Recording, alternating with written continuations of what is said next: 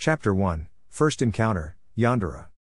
There had to be a very good reason why he was currently plummeting towards the ground. Or at least there better be, but for the life of him, he couldn't place exactly what happened. One moment he was just walking along with Sakura, and then bam, free fall. Maybe he said something stupid and Sakura hit him really far? If so, then she must have gotten a new record, as this was the most airtime he's gotten. And he was still falling. But that couldn't be it, his face didn't hurt. And Sakura hadn't hit him in like a month. Ino said it was proof that he could learn. A forest, cut by rivers and punctured by rocks, spread out before him, touching every horizon. If Sakura had suddenly sent him painlessly flying into the air, he would have seen Konoha somewhere nearby, even if it was called the village hidden in the leaves. This was just stupid. Maybe this was an illusion or something?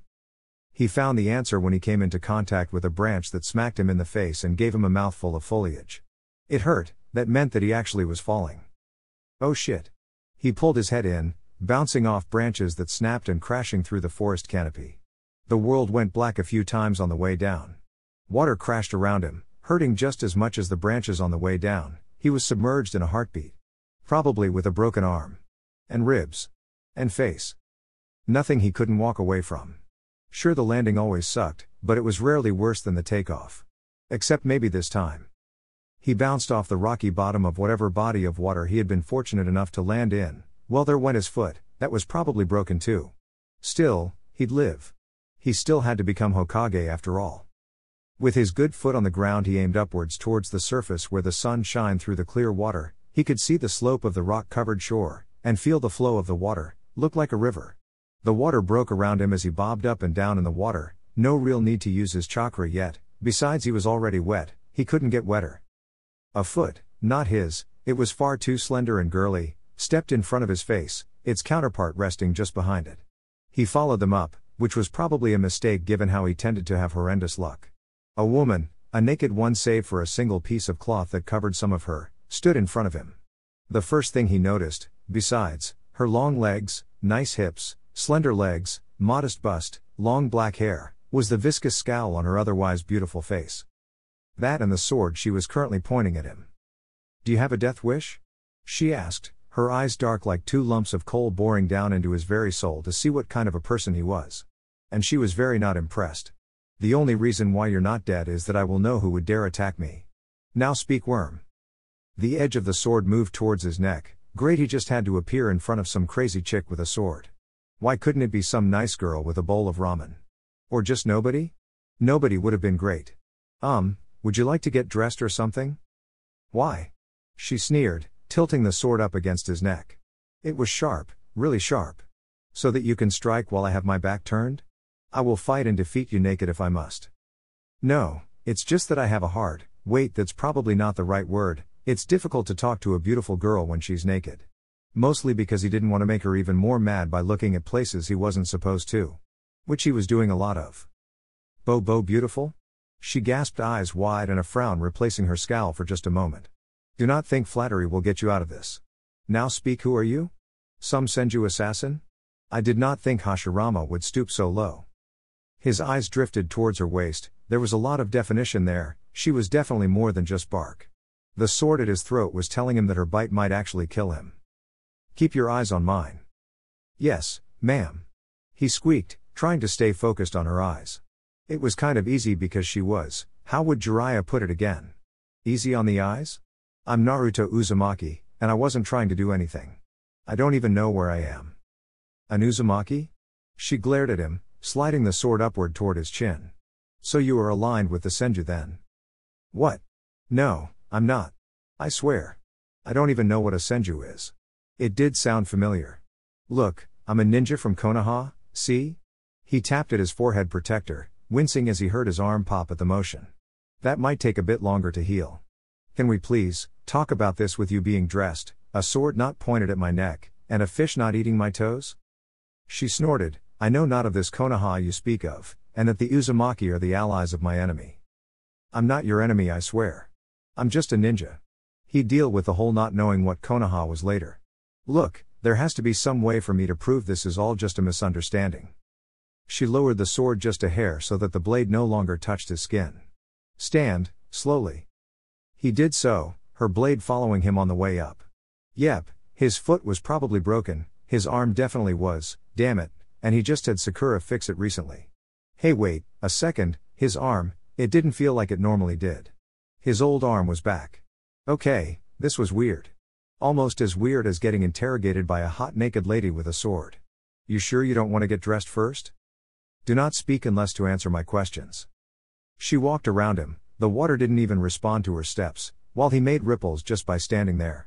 It was one thing to see her standing still, but in motion, her beauty was all the more stunning. Every movement was measured, careful, focused, like a predator stalking its prey. You favor your left leg. Why? Holy crap, she was one of those people that could tell his whole life story just by the way he blew his nose. He hated those people, mostly because it always felt like they knew what he was going to say next, which was so unfair because he didn't even know what he was going to say next. Hopefully, she didn't notice that he thought she had a nice ass. When she passed in front of him, their eyes met. She knew. Well, I kind of fell from really high up, I think my foot or my leg is broken. He shrugged, there was really no point in lying, and if he could talk his way out of a fight, that was good. Just meant that he was going to be an awesome Hokage. She looked him up and down. Any other injuries? Broken rib probably? And probably a broken arm. I hit my head too, so I might be stupider than usual. He smiled at that joke. She did not. I see, your entrance and injuries do line up with your story. You appear to be resilient, and you're not young, either you're lucky or a capable ninja, which is it? Both I guess. Seriously, there was a ninja that didn't know who he was? Wait, was she even a ninja? Where was he even? Maybe Sakura hit him hard enough to send him flying long enough to recover and then end up far enough that people didn't know who he was? That seemed likely. Are you a ninja? Yes, a smile curved onto her face as that word slipped out. She continued to walk around him, her eyes not once leaving his person. Very well, Naruto, I will take you back to my village, there you will pledge your allegiance to the Uchiha clan and fight for us. Wait. He turned to look at her and got a sword pointed right at his neck, this time he was a lot less careful about it. Other Uchiha? That weren't part of Konoha? He couldn't believe it. Sasuke was going to lose his mind. Uchiha? There are other Uchiha? Do you know Sasuke? Or Konoha? You know of the Uchiha but you do not know of the Senju or Uzumaki? How and why? Her face remained cool, and that smile vanished. Replaced by that tireless scowl that he had seen Sasuke wear before, her blackened eyes now the familiar red of the Sharingan. Well, she wasn't lying about being an Uchiha. I'm from Konoha, my friend Sasuke is an Uchiha there, but his whole clan got killed by his brother years ago. Same with the Uzumaki, they got wiped out during the Second Ninja War. Or maybe the Third? Irika's history lessons were still kind of out there. You are either a very good liar, or you are telling the truth, she didn't back down. There has been no Second Ninja War, let alone a first one, the Uzumaki hide on their island, and I am reluctant to say a strong clan. I get the feeling it'd be simpler just to kill you. Then why don't you? Not that she could, well probably, but he wouldn't make things easy for her. He could already feel Kurama working at his important bits. She smiled again, her Sharingan deactivating, dropping the sword and walking towards the shore. I find you attractive enough not to kill, nothing more nothing less. But you will still come back to my village. There you will tell me more about this Konoha and I will debate what exactly to do with you. Wait, you think I'm cute? That was new. Well, kind of. Sure, there were a lot of girls back in Konoha. But there was something about this woman. Maybe he just had a thing for women that terrified him? Once she reached the shore she began to dress, giving him more than a little peek of her. But he kept getting drawn to that know-it-all smile she kept flashing at him. If that's how you wish to put it. But be careful, if you annoy me too much it won't matter how. She pursed her lips as though to taste the word. Cute, you are. Her clothing was dark and simply save for the Uchiha symbol painted onto the back of her shirt. Somehow the few pieces of clothing managed to hide all but the most telling traces that she was a woman. And she almost looked familiar. But that might just be that whole Uchiha thing she had. Can I get your name? He half limped to the shore, testing his foot with every other step. Yep, that was going to suck for a while. Broken bones sucked more than getting stabbed. It has been a while since one has asked for my name. She fanned her long waist-length hair free from her top, allowing it to spread out like a raven's tail feathers. Very well, Naruto Uzumaki, my name is Madara Uchiha, head of the Uchiha clan. Wait? You're a girl? Yes, that was what his brain decided was the most important thing to say at that point. She looked at him, this woman claiming to be Madara Uchiha that thought he was cute, looked at him with an amused look and a wry smile on her face. I certainly hope so, you've been staring at my ass for the past 5 minutes. Chapter 2, this chapter is an innuendo, so, why exactly were you naked in the river? I'm an exhibitionist and bathing naked excites me. That stopped him in his tracks. Well, they were mostly her tracks and that he was following her, his brain trying to override his built-in obliviousness. It didn't help that when she said that she turned back to give him a smile so wry he developed childhood trauma from it. The smile was also hot, trauma and a fetish all in one sexy bag, that sounded completely healthy. The forest that he found himself in was pretty much exactly like any other forest he'd ever been in. Trees, everywhere, some even grew from the corpses of dead trees. They weren't as big as the trees that were around Konoha, but they were close, and this was all just a distraction to keep his mind off of the fact that Madara Uchiha was a girl. Not just any girl, a hot one. A hot girl that found him cute. And wasn't trying to murder him. Nor did she seem crazy, well she did, but not the whole taking over the world crazy thing he remembered. Maybe she was just his mother or something? Maybe his daughter? So you're sure you're Madara? Asking that question again will only accomplish in annoying me. Her voice carried an edge sharper than the sword at her hip. And I tend to remove things that annoy me. But I'm cute enough to not be removed. Right? He didn't want to fight Madara again, that wasn't fun. Though things might go a bit differently without the whole sage steroid thing going on. She spun on him, that sword drawn so that the flat of the blade rested against his chest. She really liked to get up close and personal. She smelled like the river. Her face hovered inches away from his, close enough that she could bite him with the slightest movement. Cute, yes, but you can live without your tongue. Her smirk appeared once again, and the sword sheathed itself. Be glad that I have use for your tongue. Right, I need to tell you about Konoha. He gave a nervous laugh as she continued to walk forward. Another chuckle that sent a ripple down his spine like it was a tranquil pond. Oh yes, that as well. Wait. What? He scrambled forward, nearly losing his footing on a root slick with moss. What else can I do with my tongue? She laughed, her hips swaying just that extra bit more as she rounded a corner along the path. You'll have to find out.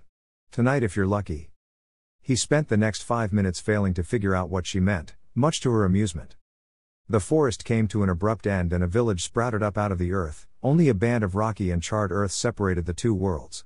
This was the Uchiha village. The clan symbol he had chased after for much of his childhood was stretched between two logs stuck into the earth, marking the entrance to the village. Behind it towered a wall made out of vertical logs that spanned as much of the village as they could. It was impressive for a single clan but still smaller than he expected. And less dark and broody, less fires too. Welcome to my village, Naruto. Madara held her arms out for a moment, head held back in pride. It's not as big as some of the larger clans like your Uzumaki or the Senju, but one of our ninja is worth 5 of theirs. Because the Sharingan was cheating. But maybe there was a ramen stand or someplace to eat in there. He was kind of hungry, and he didn't have to think so much when he was eating. His brain was still trying to wrap around the fact that Madara Uchiha was a girl with a really nice ass. And great legs. It, looks great. You have only seen the entrance and the gates. If this impresses you then perhaps your Konoha isn't worth hearing about. Her gaze snapped to his just long enough to flash a smile at him. Now, stay close, and do try to ignore the look my clansmen give you. Are outsiders rare or something? He asked, following after her, eyes focused on the sway of her hips and the way her robes kind of hugged her butt. It was odd, he didn't remember being so into butts before. Maybe hers was that good. No really, why was the hottest girl he's ever seen Madara Uchiha? Who was supposed to be a man? Not exactly, but people won't ask questions if you're near me. Also stop staring at my ass. How the hell did she know? She wasn't even looking at him. What happened to being an exhibitionist? You truly have a death wish, don't you? No, I'm just stupid and my mouth moves on its own. Your honesty is admirable, your idiocy not so much. Now silence your tongue. The inside of the village was somehow less impressive. Most of it looked like those super old buildings in Konoha that didn't get rebuilt, kind of like the Hyuga place, or Shikamaru's home, kind of like a shrine or temple. With paper walls and tatami mats, it was all kind of, what was the word again? Traditional?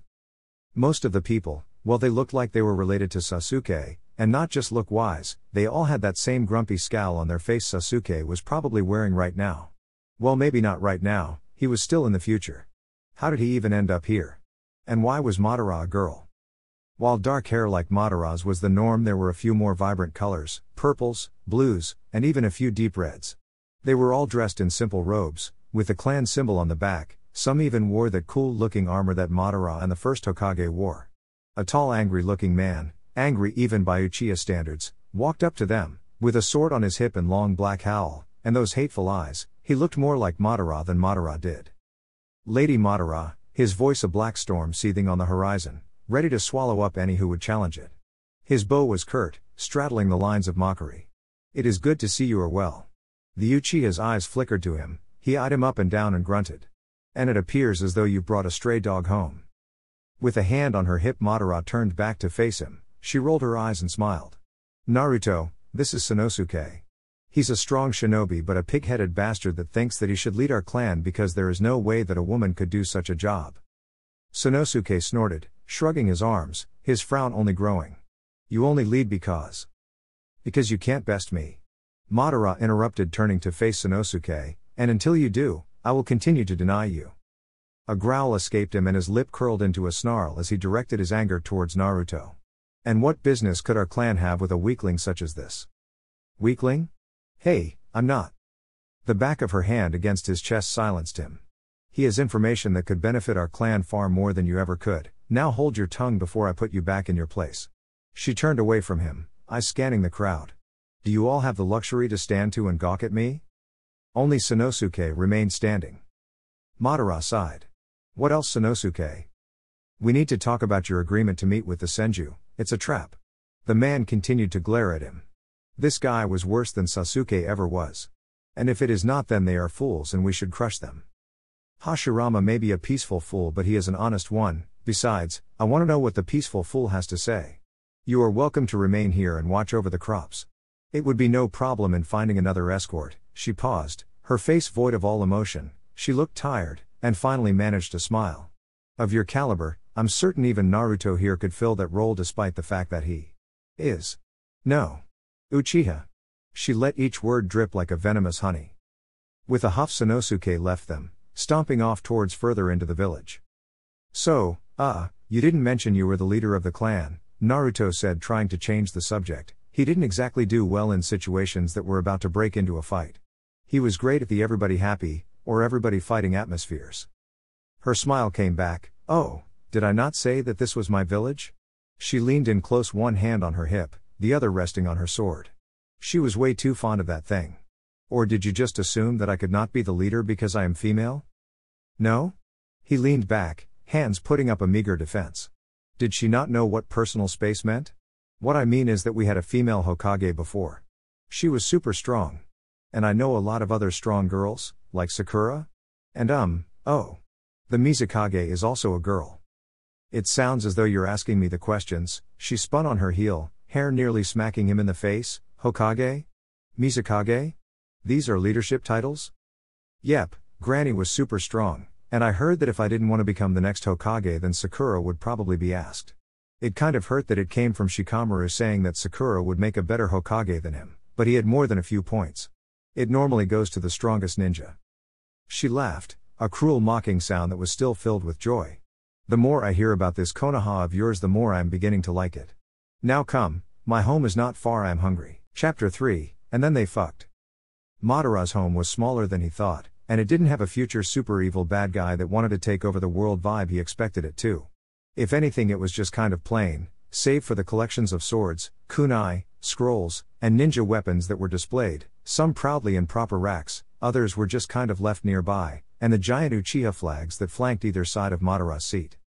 She sat on a large pile of multicolored pillows, looking every bit the warlord. But that wasn't at all the person he had been seeing. Instead, he saw a beautiful woman with tired eyes and a smile that was filled with a twisted sense of humor. A bowl half full of the same gruel stew slop, actually it was awful and she should never be allowed to cook again, rested on her knee as she digested his words carefully. Is this what it felt like to have someone listen to him? No wonder Iruka-sensei always wanted him to listen. "So, that's pretty much everything." He scratched his head, a bowl of the somehow still warm stew stuff was clasped in his other hand. It was a refill. Madara was with her cooking as she was with all things, prideful. Despite the protests of his mouth, his stomach had no complaints about the substance. Sakura was a better cook. Hell, He was a better cook. Still, given the lack of instant ramen, grocery store, ramen stand, or anything really, this was probably the best he was going to get any time soon. That, and he didn't want to piss Madara off. I see, so if I understand this correctly, you bested me while I had the combined might of all the tailed beasts, as well as a creepy Hashirama, face in my chest, adding his considerable strength on top of my own. All of which I did was to force the world into an endless dream where they'd be happy, all for the name of peace. But I was betrayed by some kind of shadow man that proceeded to summon some kind of chakra goddess that wanted to eat everything. She ran her finger along the rim of her bowl, staring at the liquid. Even she wasn't immune to the taste of her own cooking, with the way she shivered after another mouthful of the gunk. He nodded. Well, I had help. Sasuke was there, Sakura, and Kakashi-sensei too. And do you still hold this power? Her smile was the flash of a dagger, but much more dangerous.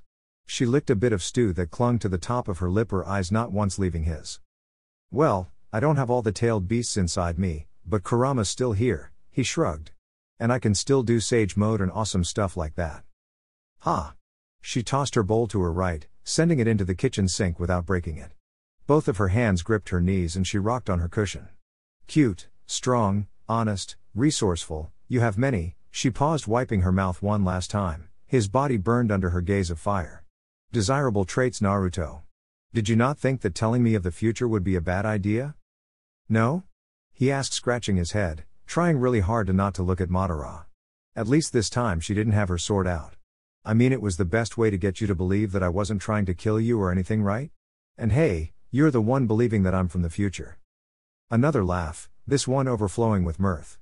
She rested the back of her hand against her forehead, pushing against some of the more defiant wild raven-colored hair. It died down quickly enough. Indeed, either you are too honest, or I am too trusting. Perhaps both. She stood, her black eyes like charcoal ready to combust to life, once more bore into him. But, I am no fool, Naruto, and you are no liar. Madara sat down next to him, leaning in close. One hand on his leg, the other pulling on his jacket. While there is much of your story that is lacking, and much more that seems impossible, there are traces of truth to be found elsewhere. He felt so powerless to stop her as she unzipped his jacket, letting it fall to the floor behind him. What are you doing? Exploring, she answered, her eyes looking at his stomach, around where the seal would be. He could feel her hand grazing his stomach without touching him. A twitch escaped him, making him groan.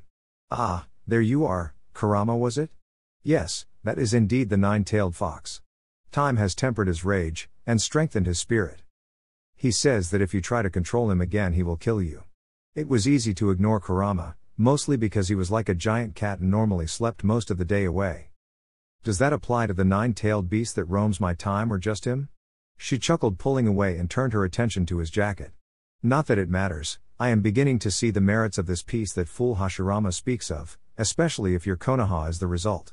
She pulled out his wallet, thumbing open his ninja ID. Your truth about the nine-tailed fox, the honesty in your voice, this photo, and the material of your clothing, your armor, are all the evidence I need to believe you. Oh, good. So you're not going to try and kill me? You used the word try that time? The edge in her voice was hard to miss, mostly because she whispered it into his ear. One of his kunai was in her hand, resting just above his heart like a snake basking in the sun.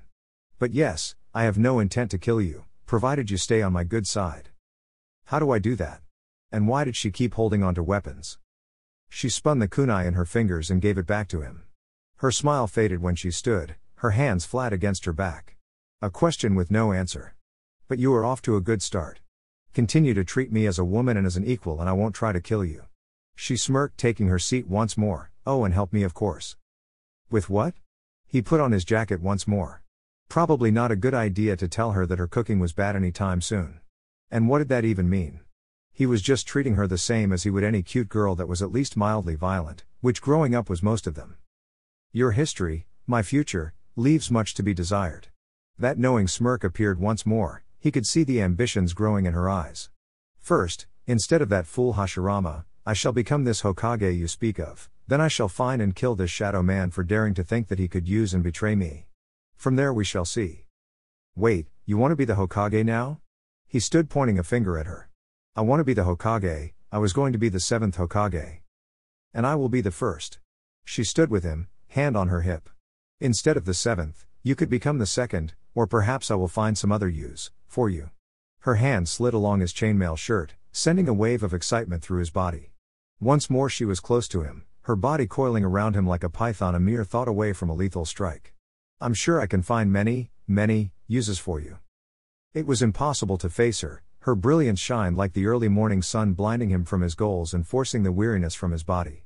I'll help you kill Zetsu, but I won't help you become Hokage? Oh? She purred, her breath hot on his ears. She pushed him away with a laugh and a smile. Very well, Naruto, just know that those who compete with me tend to have their ambitions cut short. Now then, allow me to show you to my spare room. You will be staying with me for the time being. That is if you can stomach my horrible food. How the hell did she know? You wear your emotions on your sleeve. Damn mind reading Uchiha. 4x. Being in the past sucked for many reasons. One was that there was no running water, another no electricity, he didn't have any of his friends, he didn't even have his own home, but by far the worst part was that there was no ramen. Sure, Madara had heard of it, but no ramen stand in the Uchiha village. And the whole no instant ramen thing was a serious bummer. It was those thoughts that were preventing or chasing away sleep. The comfort of Madara's spare bed had long since vanished. It didn't help that he had gone to bed so early, but there was nothing else to do. How did people entertain themselves in the past? Training, probably. Maybe that was how the first Hokage and Madara got so strong? Training to not be bored? Maybe they read? Nah, it had to be the training thing.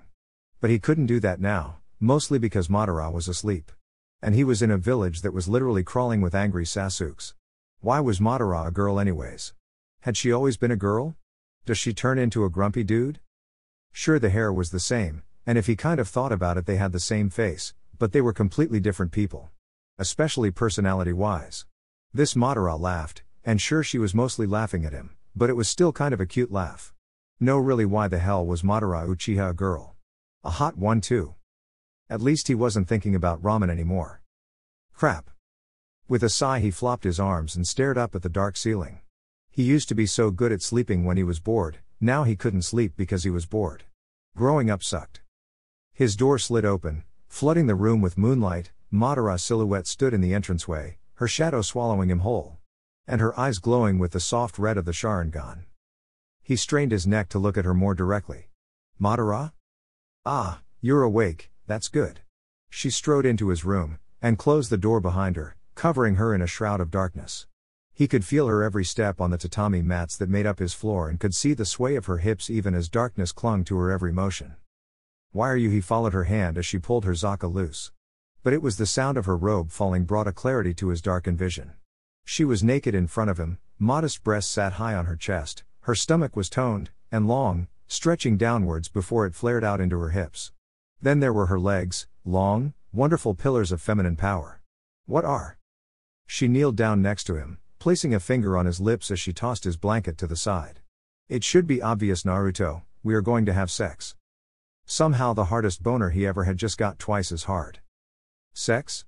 He asked, grabbing onto her arm. Why was he stopping this? Was he stupid? Well, yes, but at the same time, sex. With a hot girl that might be only slightly evil. Shouldn't we be dating or something first? Or like in love or something? Love? She snorted into a chuckle, even as she proceeded to pull his boxers off. His shirt was quick to follow. With one leg on either side of him, a hand on his chest to keep him pinned, she angled him for entry. Love has nothing to do with it. I find you attractive, you find me attractive. That is all there is to it. Her kiss spread like a wildfire through his mind, burning away any resistance and leaving his mouth tasting of blood. Chapter 4, let's be honest, she might be crazy. Having sex with Madara was a lot more fun than fighting her, but also a lot harder in so many ways of the word. Apparently being power hungry spread to being sex hungry, she was insatiable. No matter how many times he defeated her, no matter how many different ways, she was always, back up for more and dragging him along for the ride. Despite his lack of sleep, moderate to severe dehydration, the fact that his back felt like he cuddled with a cheese grater, and that his bed was fused to his body via blood, he felt pretty alright. Not great, but at the same time, the sex was fantastic. He had sex with Madara Uchiha. Madara Uchiha was someone he really wanted to have sex with. Those were the thoughts that occupied his mind as he stared up at the ceiling, slowly letting the fact that he had sex with a smoking hot Madara that was a smoking hot girl with kisses that still made his lips tremble and forced him to find just enough energy to be aroused again. If he wasn't so sure he hadn't gotten much if any sleep last night, he would have considered this whole thing a dream. But the pain on his back and the pulsing headache was all the evidence to the contrary he needed. That, and he could still feel where Madara had traced her fingers along his chest as she stared at him like a meal to be eaten. The blanket had been cast over her so that generous amount of hip cleavage could be seen, her legs entwined with his and her chest was exposed. How had he mistaken her for a man before? It seemed so impossible. The smugness and self-satisfaction that radiated off of her made him want to punch and kiss her all over again. But she was gone now, the sway of her hips burned into the earlier morning sunlight that was quickly turning into midday. Even before meeting Jiraiya, he had a healthy appreciation of the female body as a whole, boobs, tummies, butts, legs, all of it was wonderful, but after seeing Madara's ass and having those legs wrapped around him in so many different ways, he was starting to favor the lower parts of the body just the slightest bit. With a grunt and far more pops and snaps than normal, he got up from his bed, feeling more than one scab break away the wound already healed. His whole body felt stiff and drained. But at the same time, he felt full of a different kind of energy, one that made it easy to put his feet under him and go looking for that most dangerous of women. A dark blue robe with folded so that the Uchiha symbol was presented barred his exit, a still steaming cup and a few simple-looking biscuits sat on their own plate nearby. Breakfast, reward, or bait? It didn't matter, he was too hungry not to eat it. The bread was hard and filled with a sweet jelly, and the tea was so bitter it felt like a punch to the face. The smell alone was enough to wake him up even more. The clothes he arrived in were long nowhere to be seen, so unless he wanted to walk around naked he'd have to put on the Uchiha robe. The act almost hurt his soul, like she was putting a collar on him. Well, joke's on her. Naruto Uzumaki was his own man. A man that wasn't quite comfortable with walking out naked in a town filled with extra angry versions of Sasuke. People talked enough about them as it was, he saw those magazines, and Ino even showed him a book someone published that went into great detail over their relationship. It was like Icha Icha Paradise, but gay. It just went to show that there were still great evils in his world. The robe fit well enough, and it wasn't as uncomfortable as the other fancier robes he had to put on had been, but really, how did they fight in these things? Wouldn't a shirt and pants be easier? Oh wait, there were pants, problem solved. Soon enough he was dressed and looking every bit the Uchiha.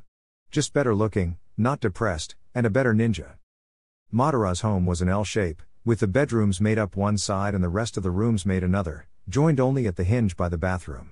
Nestled between the two sides was a training yard, a small pond and an untended garden were backdrop to the main attraction, a flat circle of well-walked earth and several training dummies that had seen better days.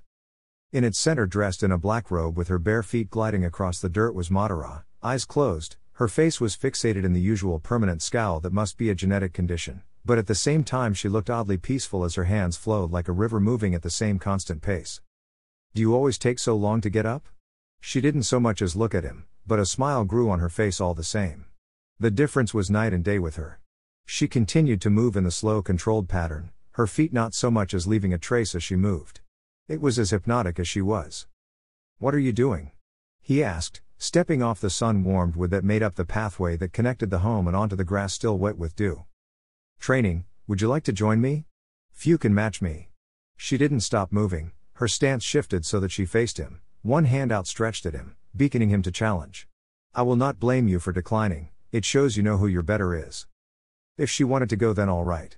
He did not back down from a challenge. Besides, there was no way that she was his better at everything. Like he probably had more chakra and cooler jutsu. "What do I do?"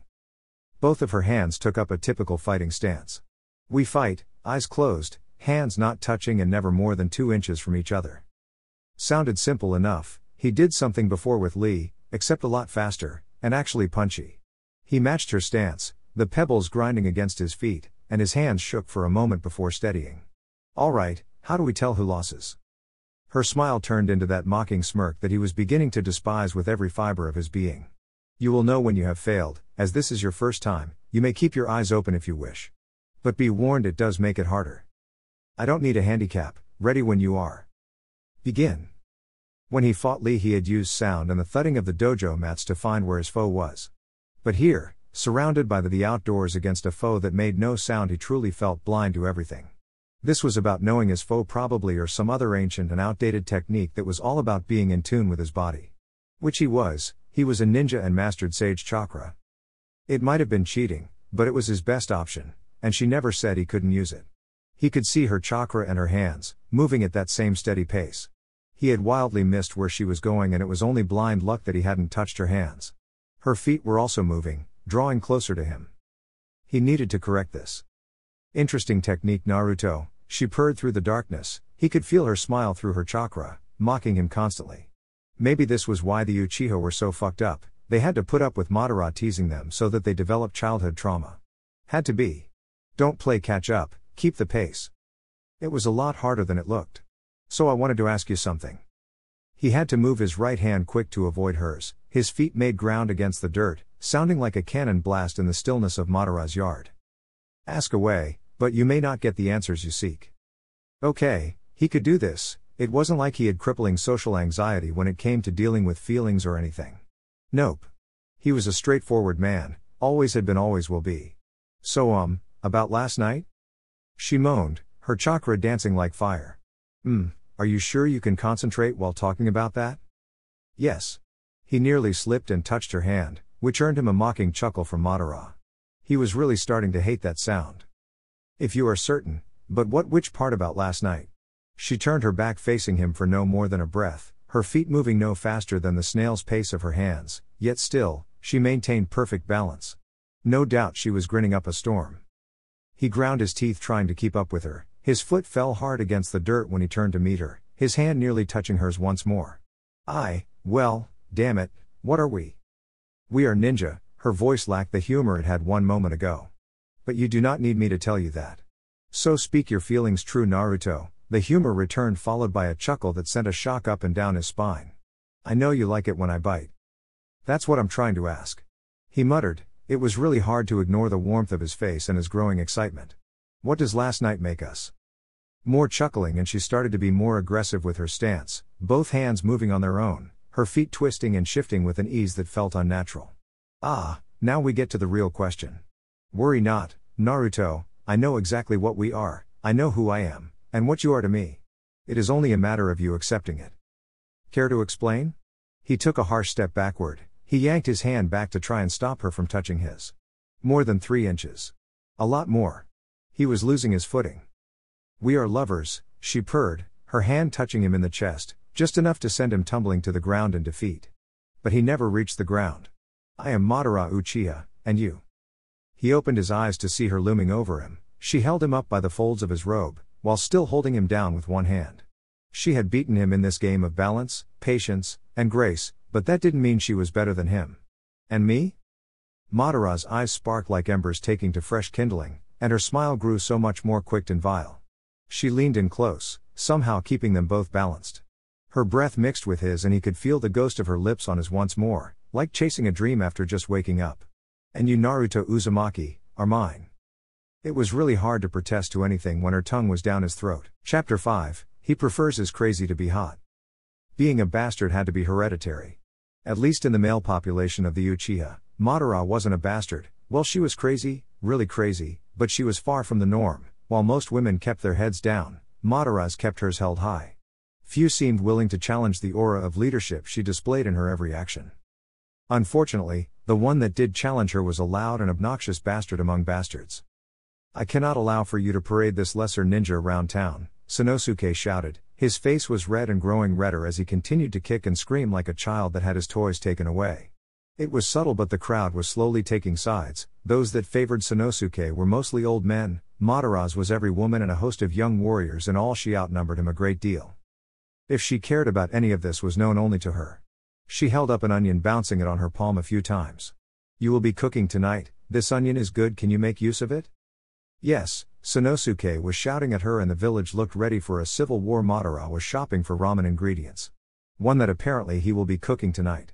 It was his own fault really, because he said her stew growled at him, it really did, and he kept talking about ramen.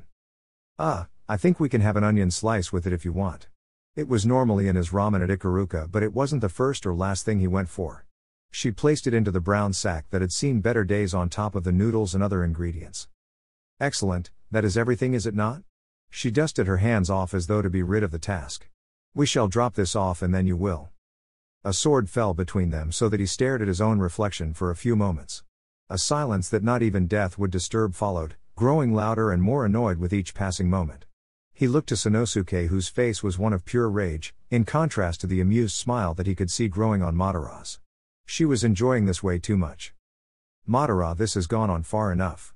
I demand you surrender the role of leader or you take my hand in marriage. Sanosuke growled. Whispers spread among the Uchiha, most in shock, but a few joined Sanosuke.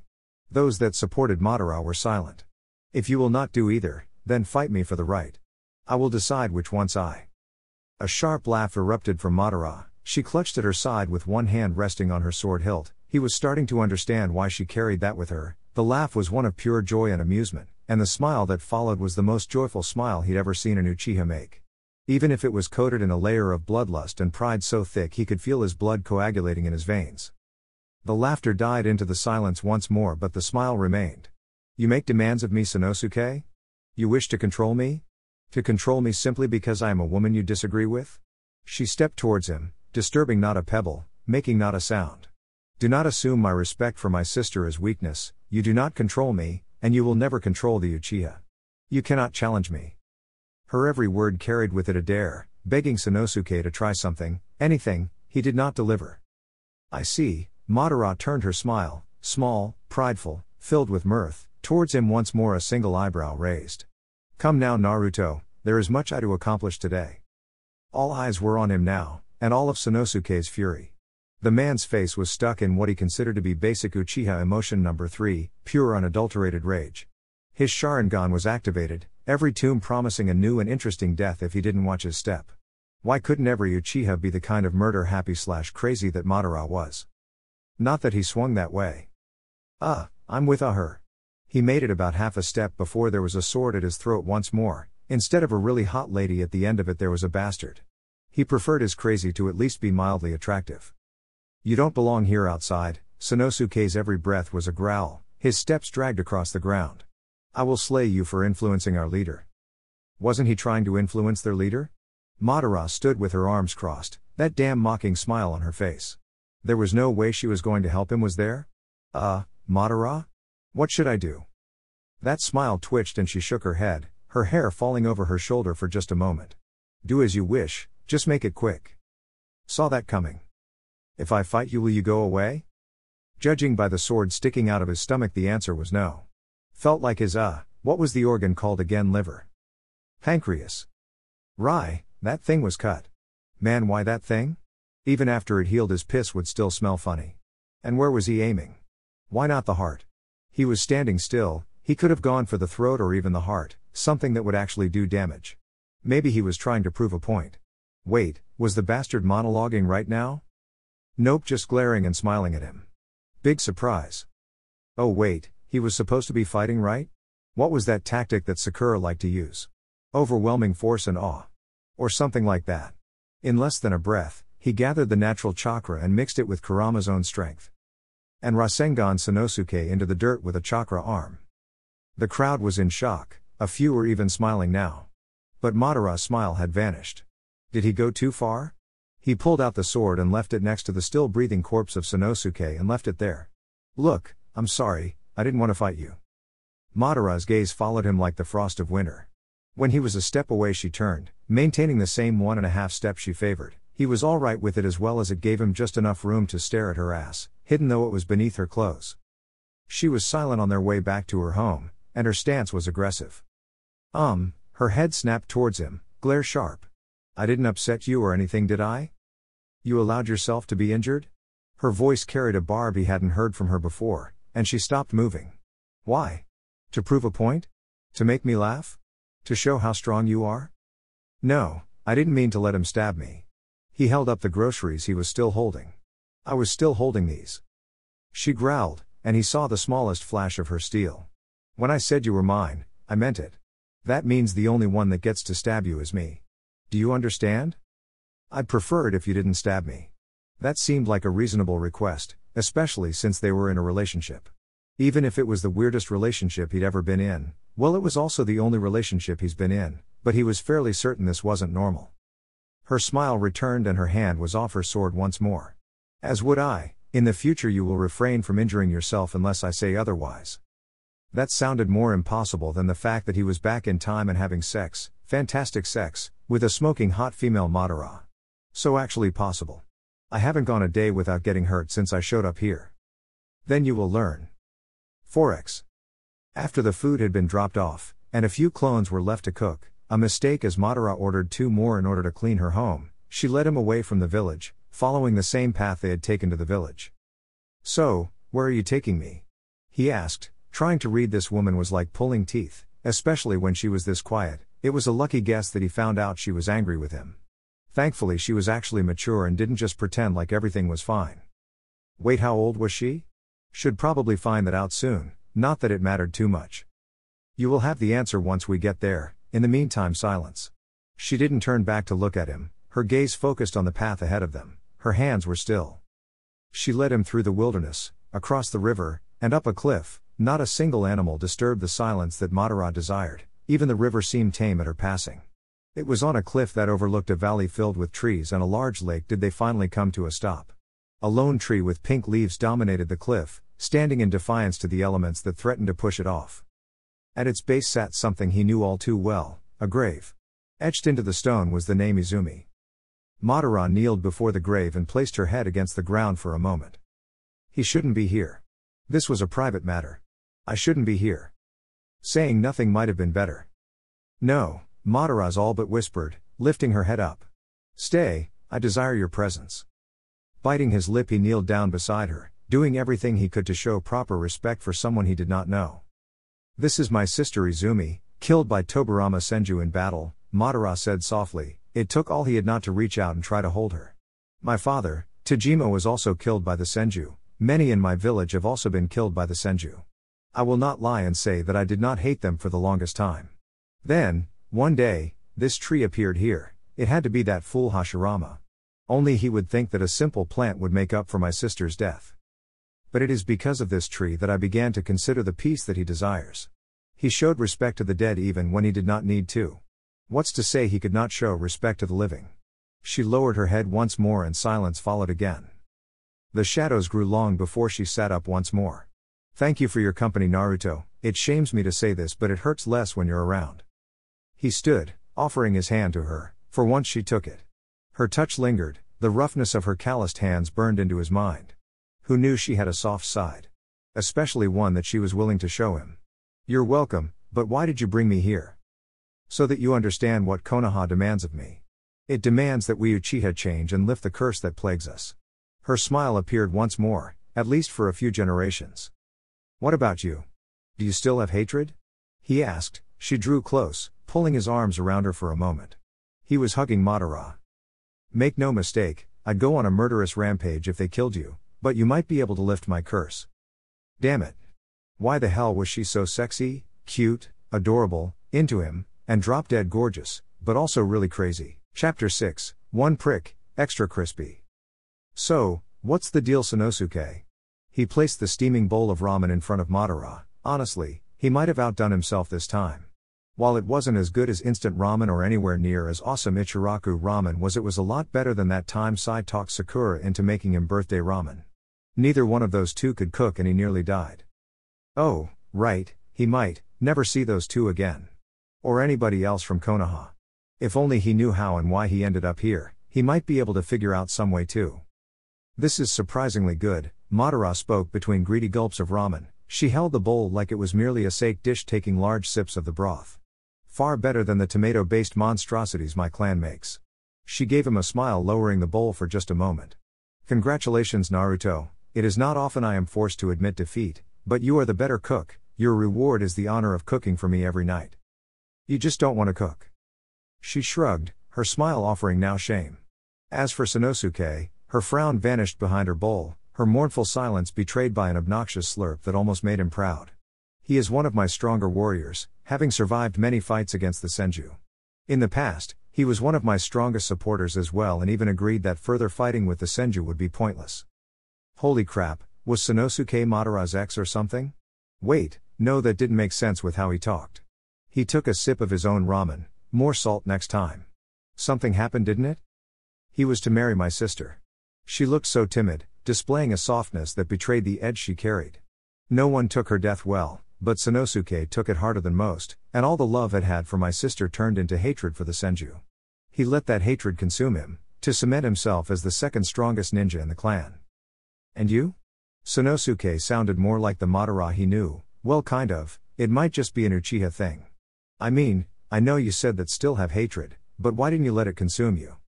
She gave a curt laugh, lifting her bowl up once more. You should know the answer to that by now. Her smile turned wry. I hate to lose, even to myself. 4x. His bed was significantly less comfortable than it had been in the morning. It was cold, lumpy, and significantly empty. He tossed for what felt like the 100th time, the cover half covering his body as he switched between too hot and too cold faster than Sasuke switched sides. Sasuke, huh? That was another person he wasn't going to see ever again. Not unless he lived for 100 years? Uzumakis were good at living long, and several people have said that he was too stubborn or too stupid to die, so he'd probably be able to see all of them again. Wait. What if Sasuke is related to Madara? What if he became Sasuke's grandpa? Bastard would probably be a shitty grandson. Holy crap, he was going to be older than Jiraiya. And older than the old man. Were they even born yet? Oh, hey, he could make sure that his parents wouldn't die. All that required was to make sure Madara didn't go crazy. That was easy. He yawned, rolling over and gathering the blanket around him, snuggling into its warmth. It was going to be great seeing everybody again. All he had to do was not die. So far he's done a pretty good job of that. Something was wrong. Awareness was thrust upon him as his sleep was disturbed. His heart was pounding, beating like thunder in his ears as adrenaline woke up every still sleeping muscle in his body. The air was thick with chakra. Why? Who? What? When? It did not take much natural chakra to tell him where it was coming from, Madara's room, but she was not alone. He was out the door before he was fully awake, fighting against whatever jutsu had been cast. He couldn't hear his footsteps and all of his muscles felt like they were asleep. Some kind of sleep-based jutsu? Why? What was going on? He needed to see if Madara was okay. She probably was, but he had a bad feeling about this. Every step felt heavier than the last, his muscles were begging for an endless sleep. Like hell, he was going to let some cheap trick beat him. Again.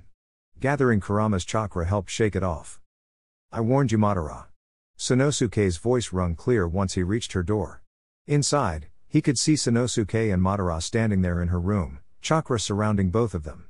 And Madara looked like she was in pain, frozen with her arms at her sides. Bastard, she spat, eyes shut as she tried to struggle against whatever invisible bonds held her. I'll kill you. You'll do nothing, Madara, Sanosuke laughed. This is my ultimate technique. Everything that you were, everything that you will become mine, and you'll become nothing. I will take your name and I will make sure that the Senju burn. Why did villains monologue so much? Didn't matter, Rasengans normally shut them up. Oh great, he was Sakura now, solving everything with violence. Sanosuke was a dick and was trying to kill his girlfriend. That was Rasengan worthy.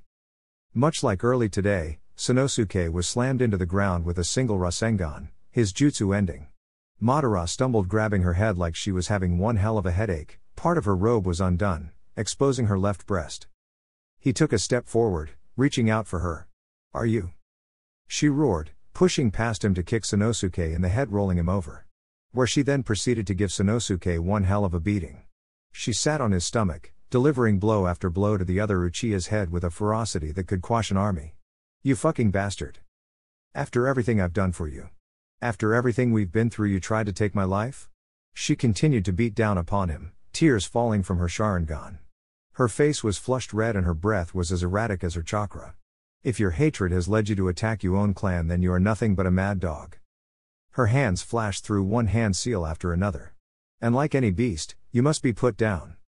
I'd rather die than ally with those Senju bastards. Sanosuke slurred, blood spilling from a broken lip. So be it, the tears stopped and composure graced her once more. You wanted my power, Sanosuke? Then you can have it. Flame so bright and hot it could be called lightning shot out from Madara's mouth, right at Sanosuke's head. His scream could only be heard for a moment before the roar of the flame drowned it out. He struggled, arms and legs flailed in a vain attempt to stop the jutsu. But it was too little too late. Madara's floor began to blacken, skipping the steps of being on fire and going directly to white-hot ash, then to obsidian. The air in the room turned drier than Suna, the sweat on his body and the tears on Madara's face being evaporated in the heat. Even after Sanosuke stopped struggling, she continued to burn where his head had once been. She only stopped when his entire body was nothing but ash, as though Sanosuke had never existed. Another roar, this one lacking vengeance and hatred, was filled with sadness, lasted just until she began to collapse. He caught her, pulling her towards his chest, where she buried her face, tears coming once again. "I'm sorry," he muttered, holding her tightly. Her every sob a stab to his heart. She just killed someone important to her in a fit of rage. He could have stopped it. This shouldn't have happened. This wasn't what peace was about. Peace wasn't about killing everyone that wanted to kill him. "I'm so sorry. You saved me," she managed between sobs, clutching at his clothes, all the fight in her washed away. "You have nothing to be sorry for. He didn't need to die." Perhaps, she paused to look at him, wiping a few stray tears away with her wrist. "I misunderstood his hatred. I knew asking him to be okay with the Senju would push him. I should have realized he did not just hate the Senju, but living life without Izumi, and in that respect I failed him." She wrapped her arms around his neck, pressing up against him and releasing a long sigh. "At least now he Sanosuke can be with my sister once more. But still we could have. Unless you figure out how to travel back in time once more, then you are to speak nothing more of this." Her finger graced his lip as her head fell onto his shoulders, her long raven hair falling to the side. "I chose to stay in separate rooms to make sure I had the energy for tomorrow, but it worked for the best. Should I take you to my room?" He picked her up, not waiting for an answer, taking soft steps to avoid the ash that now covered the floor. Could he really fall asleep 10 feet away from someone that had just been burned to death? "You have my permission to hold me until we both fall asleep. Tomorrow is a long day and may yet invite more bloodshed." "Don't worry, that won't happen. Probably. Hopefully." He had a good feeling about tomorrow. Chapter 7, Don't touch him, he's mine. "Try not to say anything stupid," Madara warned, taking the first step into the rocky clearing that was the meeting area. A single river snaked through the center, not shallow enough to drown in, but the water was quick and clear.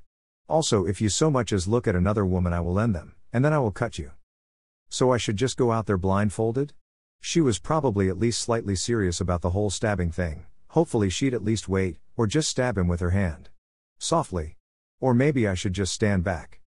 She snorted, "I have seen you move blindfolded. Somehow it is worse than how you move normally, but no, I need you there, and able to fight. You are to be my second, especially if that bastard Tobirama wishes to try something. Besides," she smiled, black eyes twinkling like the space between stars. "I wish to show you off, both as my prize and as my champion." A sour taste washed over his mouth, fueled by a single thought that didn't sit well with him. "Are you trying to make the first Hokage jealous?" "Why would I be jealous of parading you around like a prized bird?" Her smile didn't fade as she pushed back a strand of her hair, readjusting her ponytail that was a failed attempt to contain her long raven hair. Somehow it looked even hotter than normal. "Remember, I will not let that fool Hashirama become the first Hokage. That title will be mine. You can have the title of second once I grow tired of it. Or perhaps not, there is much we can do with an abundance of free time." He pushed her lightly as they walked along one of the larger stones, worn smooth from rain, wind, and the river. Her posture didn't change in the slightest, and her grace shined through as she moved like a grass in the wind. "You're avoiding my question. While I do respect that fool Hashirama a great deal, there is nothing between us," she sighed, grinding her teeth and letting out a low growl. "You will see soon enough why he agitates me and why I wish to show you off. However, if you wish to kill Hashirama in a fit of jealousy, I will do little to stop you." "Is it wrong I kind of want to fight him for the fun of it?" "No, I find the desire to challenge one's self to be an attractive trait." She drew in close so that he could hear the husk in her voice that sent a shiver down his back. "One that I wish to exploit in bed." "Are you trying to turn me on before the meeting?" "It would amuse me. How on earth did I fall in love with a girl like you?" She stopped, one foot balancing on the crumbled peak of a shattered stone. Her face was flushed and she glared at him. "You are not to say that in public." "Why?" Her lips fell upon his cheek, then she took the lead once more, her voice being carried on the warm breeze. "I may not be able to control hunger for you otherwise." They stood at the stone-covered bank of the river, Madara standing with her arms crossed on the taller rock while he stood below her, close to the water's edge. The other Uchiha, all their warriors, stood behind him, hands on their weapons. They were not just ready for a fight, they were hoping for it. Madara's foot tapped against the stone, growing faster and faster, and began to mix with the low growl that was escaping from her as she glared daggers at the forest just across from the rocky bastion. It came to a stop and a smile broke out across her face. "They're here." It was hard not to remember the feeling of Hashirama's chakra. Even when the man was dead, sealed, and turned against him. It was something that could not be forgotten. An overflowing sense of power that demanded respect and warned his enemies to flee. Kurama roared out inside of him, wanting to try and fight the man once more, to crush him. Apparently some grudges didn't go away so easily. Still, Naruto couldn't help but smile. He wanted to fight Hashirama and go all out. If for no other reason than to say he beat the god of shinobi. "You're late, Hashirama, you fool." Madara barked, crouching low and placing an arm on her knee. Her smile was feral and he could see the desire to fight burn around her. Was that how he was with Sasuke? Hopefully not. Then her smile and zeal vanished when the man came into view. "How'd you get a black eye?" "It is why we're late." A white-haired man dressed in blue plate armor entered. The second Hokage, Tobirama said. Nothing was spared his glare, not even his own brother. "Though to be honest, I didn't expect you to show up." "Oh come now, Tobirama, show some respect." Hashirama flinched as he touched his black eye. "This is merely a wound from our guest. I may have overstepped my bounds, but who is your friend?" "I don't recall a blonde Uchiha." Madara gestured towards him, her smile growing more wicked with each motion. "This is my lover, you fool. His voice of reason is why I am even bothering with you." "Lover?" Hashirama shook his head, blinking. "Oh, well, I see. That's very forward-thinking of your clan. They must be happy for you." He bowed at the waist towards him. "I do hope you and Madara can find happiness. I know he can be a handful at times." "Hashirama, you fool." The stone cracked under her foot, and her hand was resting her the blade of her hilt. "How many times do I have to tell you I am a woman?" Hashirama snorted. "What? Nonsense, I have known you since you were a boy. Now please stop trying to trick me, Madara. I accept you for who you are." Madara growled, her eye twitching as her fingers danced along her hilt. "Enough of this. We are here to talk about the future of our Naruto?" A voice called out from behind Hashirama, Tobirama, and the host of ninja that accompanied them. Coming into view was a beautiful woman with long pink hair tied into a ponytail that trailed well below her waist. A pink diamond was stuck in the middle of her forehead. Naturally, one of the first things he noticed was her rather pronounced chest, especially compared to her rather slender figure that was dressed in an pink battle kimono similar to what Shizune used to wear. She was also waving at him. "Is that you, Naruto?" He almost didn't recognize her because of the boobs and the long hair. But there was no doubt that it was Sakura. What was she doing here? How did she get here? How long did she have to be here to grow hair that long and boobs that big? "Sakura." He crossed the river in a heartbeat, rushing over to pull Sakura into a hug. Laughing even as he felt tears fall from his eyes. He picked her up, spinning her around, and she hugged him back, her monstrous strength all but squeezing the life out of him. They separated, but he didn't dare take his arms off her or else she might vanish. "Why is your hair so long and where'd you get the boobs?" Yes, that was the first thing that came out of his mouth. Important questions like why she was here, how was she, and other things still sat in the back of his mind, but she did just squeeze her boobs against his chest. Besides, it was Sakura with boobs. That only happened in his dreams. Her face turned red, and her smile vanished, her arms folding over her chest. "Idiot, is that the first thing that you ask me?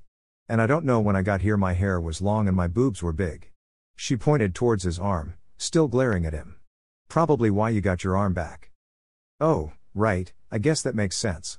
Do you know why we're here or how we even got here?" There was probably a chance that she knew, but probably not. "I just kind of remember flying through the air and then crashing into a river." "Not so loud," Sakura hissed. "We're in the past, you idiot, we can't let them know where we're from." "Oh, well, it was a bit too late for that, but hopefully it wasn't that big of a deal that he maybe told Madara basically everything. Maybe it was a good thing that he was bad at history?" Okay, but why?" Sakura's face turned cold. "You told someone, didn't you?" "Told someone what?" Madara's cold voice and icy glare was contrast to the warm smile she bore. He had a bad feeling about this. "And I would appreciate it if you would realise him this instant. I'd hate for him to get in the way of me killing you." Sakura returned the glare without missing a beat. "Oh, and why would I do that? He's my friend, and who the hell are you?" Madara continued to draw her sword as though she was singing it out. "I shall do you the honor of knowing the name of the one who would kill you. I am Madara Uchiha and you are touching my lover." "Wait," Sakura blinked, several times, her fist still clutched around his collar. "You're Madara Uchiha? As in the Madara Uchiha? I see my reputation precedes me. Your woman?" Sakura all but shouted, her mouth hanging open. "Yes. I am a woman." Madara finished drawing her sword and sliced at the air, Her anger was hot enough that he feared she might catch the river on fire. Why is everybody so surprised by that? Now release Naruto so I might kill you properly. Why? He's just an idiot. Sakura blinked, looking between him and Madara, showing way too much bravery for someone that was about to be murdered.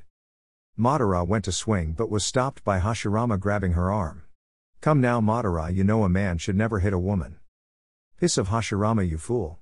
Let me kill that skank, she's touching what's rightfully mine. Madara flailed.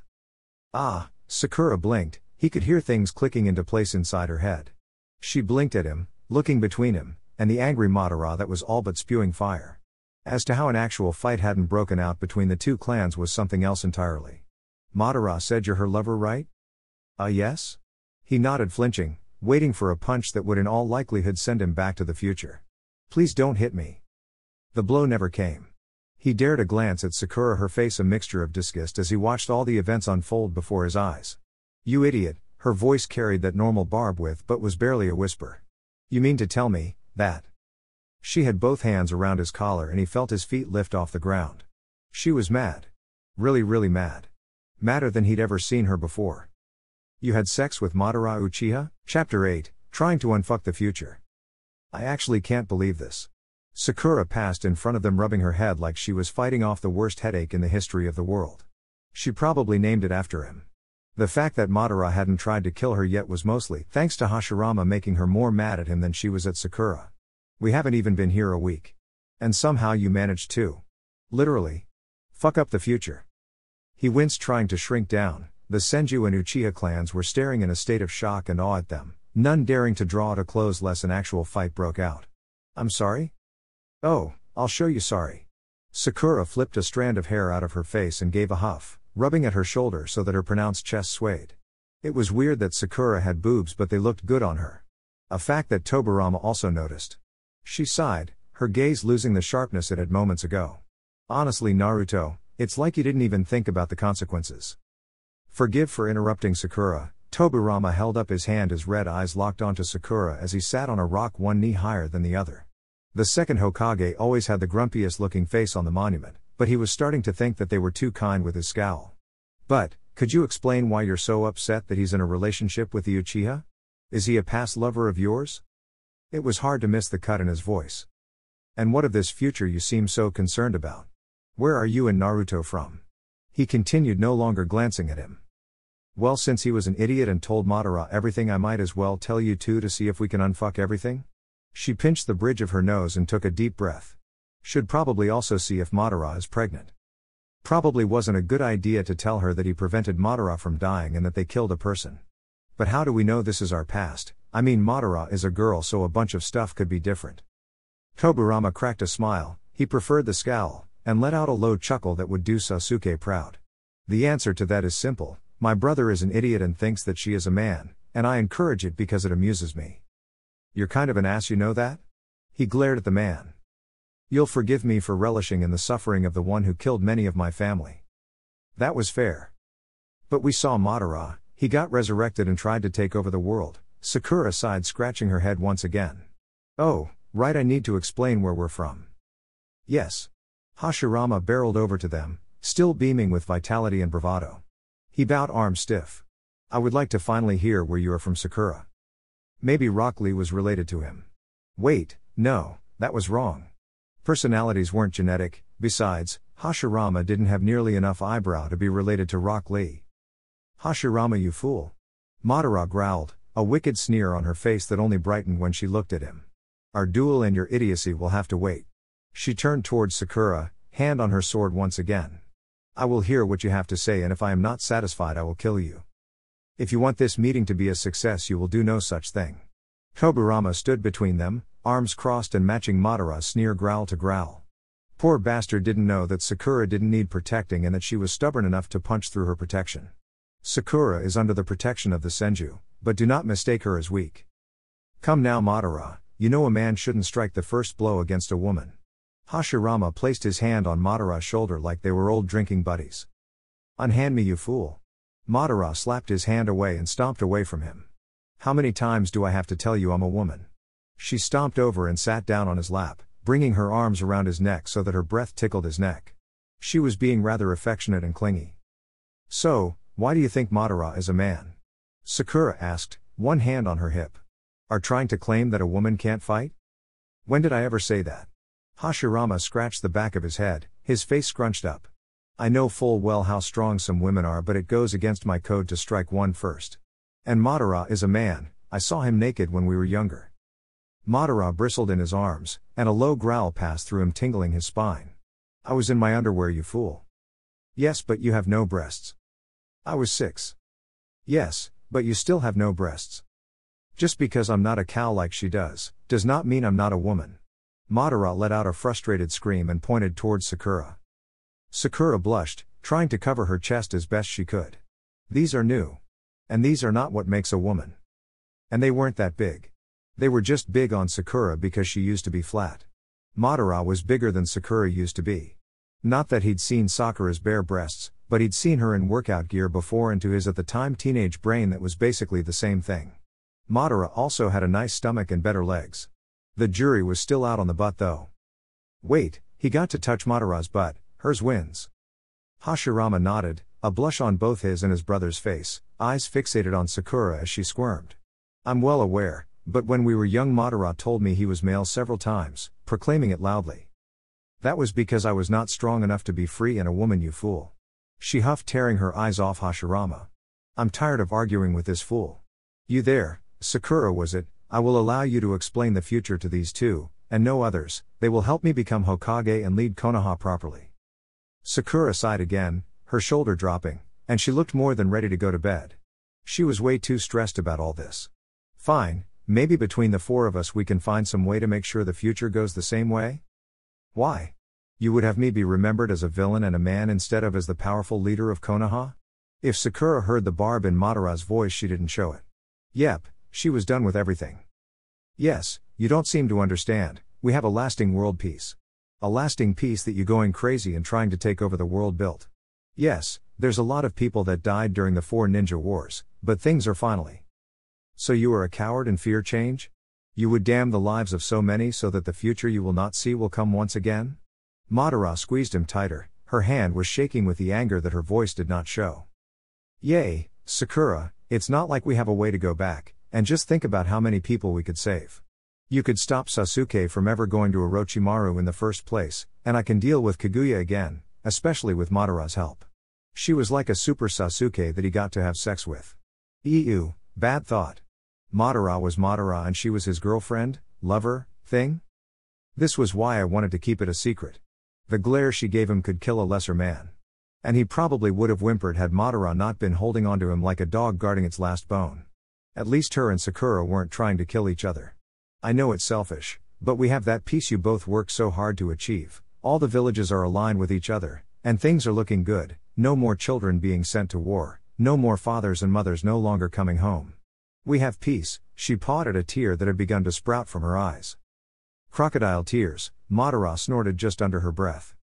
I know it's unfair to ask you all to sacrifice so much, especially you Madara, but it is for the best. Sakura forced a smile. Besides, there might be a way for me and Naruto to go back. Wait, what? He would be standing had Madara not been on his lap. A way back? A chance to see his friends and family again. Ramen? But that would mean leaving Madara here, wouldn't it? What are you talking about, Sakura? The portal I came out of is still there, or at least it was yesterday when I checked. A portal? How come he had to fall to the earth and she gets a portal? Man, it felt like someone was out to get him or something. Sakura smiled and nodded at him. I tried to open it with my chakra but I didn't have enough, but between you, Hashirama and Kurama we should be able to open it back up and let us go back to our time. Madara growled, her fingers digging into his back, and she got as close as she could. You will not leave me. He didn't want to. He really didn't. But, he also wanted to see his friends and family back home again. Was she worth that life? Did his love for her that had bloomed so virulent in the past week outweigh the love he had back home? He didn't know. What makes you think you'll be able to go back through it? Tobirama asked. And what makes you think it'll lead to the same future you had in your past? What's to say it won't change with the knowledge we have now? It's worth a shot, isn't it? Sakura shrugged, running her hand through her hair. I don't even know what's going on, but I do know that we need to go back. We don't belong here. However, we got here as a mistake. You agree with me, right, Naruto? All eyes were on him. Hashirama's confused gaze, Tobirama's judgmental one, Sakura pleading one, and Madara's daring one. I don't know, I understand what you're saying, but... it might not even go back to Konoha, right? No, it does, I'll take you all there tomorrow. Sakura smiled, it was cute and thankful. She pointed towards the two clans behind them that were glaring at each other, weapons drawn.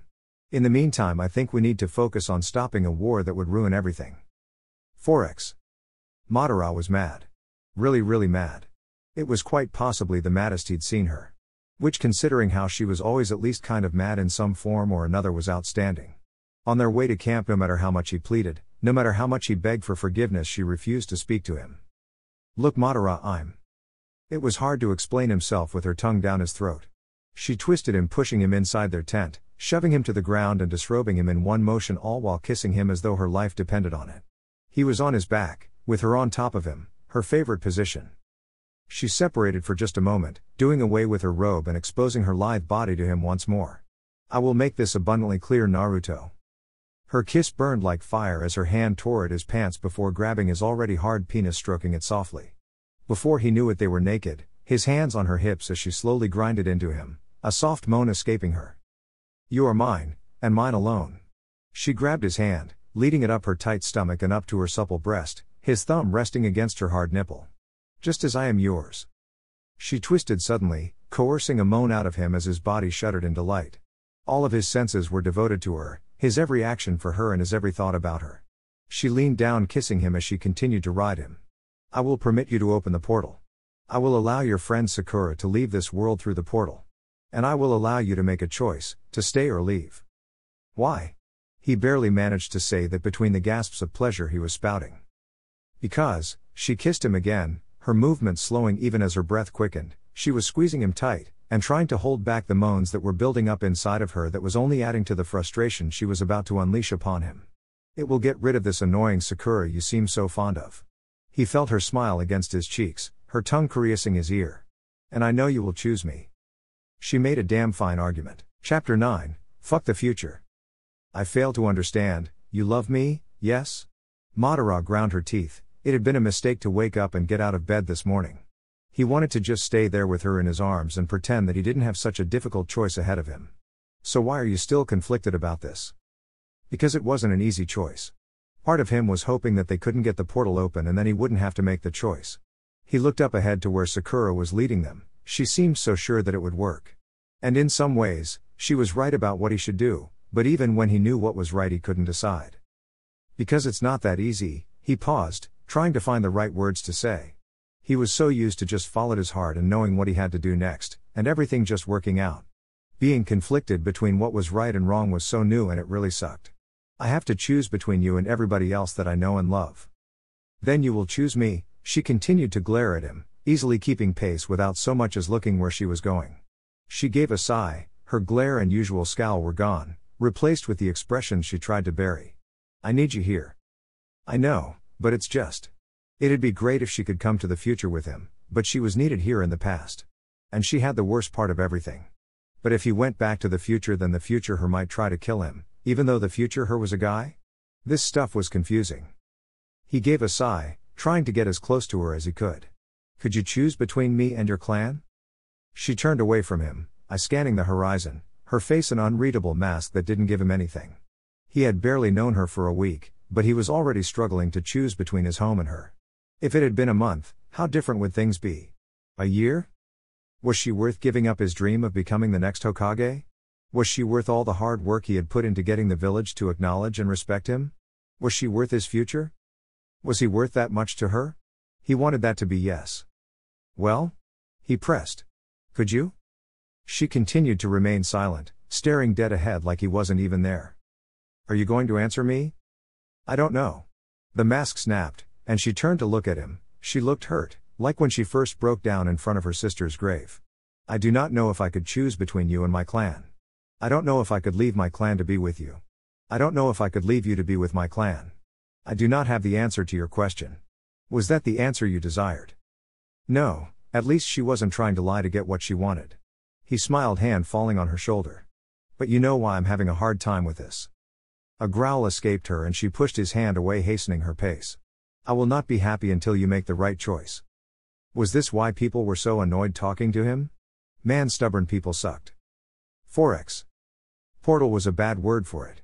This was more a tear or crack, in reality only visible from one side. It gave no light and cast no shadow. Even the mirror-like basin of water that it loomed over didn't acknowledge its existence. But there it was, a bolt of lightning, frozen and stretched out so that its innards were exposed to the world. The tear gasped like a fish out of water, polluting the air with the stench of ozone. See, Sakura's smile was one that he hadn't seen in a while. It was a childlike excitement that managed to worm its way out of her mature persona from time to time. It wasn't the kind of smile she wore when Sasuke was near. Or maybe that was just him overanalyzing things. She walked up to the portal, a bounce in her step. The water hardly even noticed her passing. Must be nice having perfect chakra control. The portal thumped with a sound like thunder, stretched out over a minute when she slapped it. I told you it was here. Come, look, you can see Konoha. Are you sure you should be hitting it like that? He asked, foot slipping into the water, mostly because he wasn't watching where he was going. Great, now his sock was wet.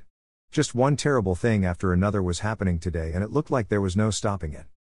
It's fine, it's pretty sturdy. Sakura beamed, slapping it again.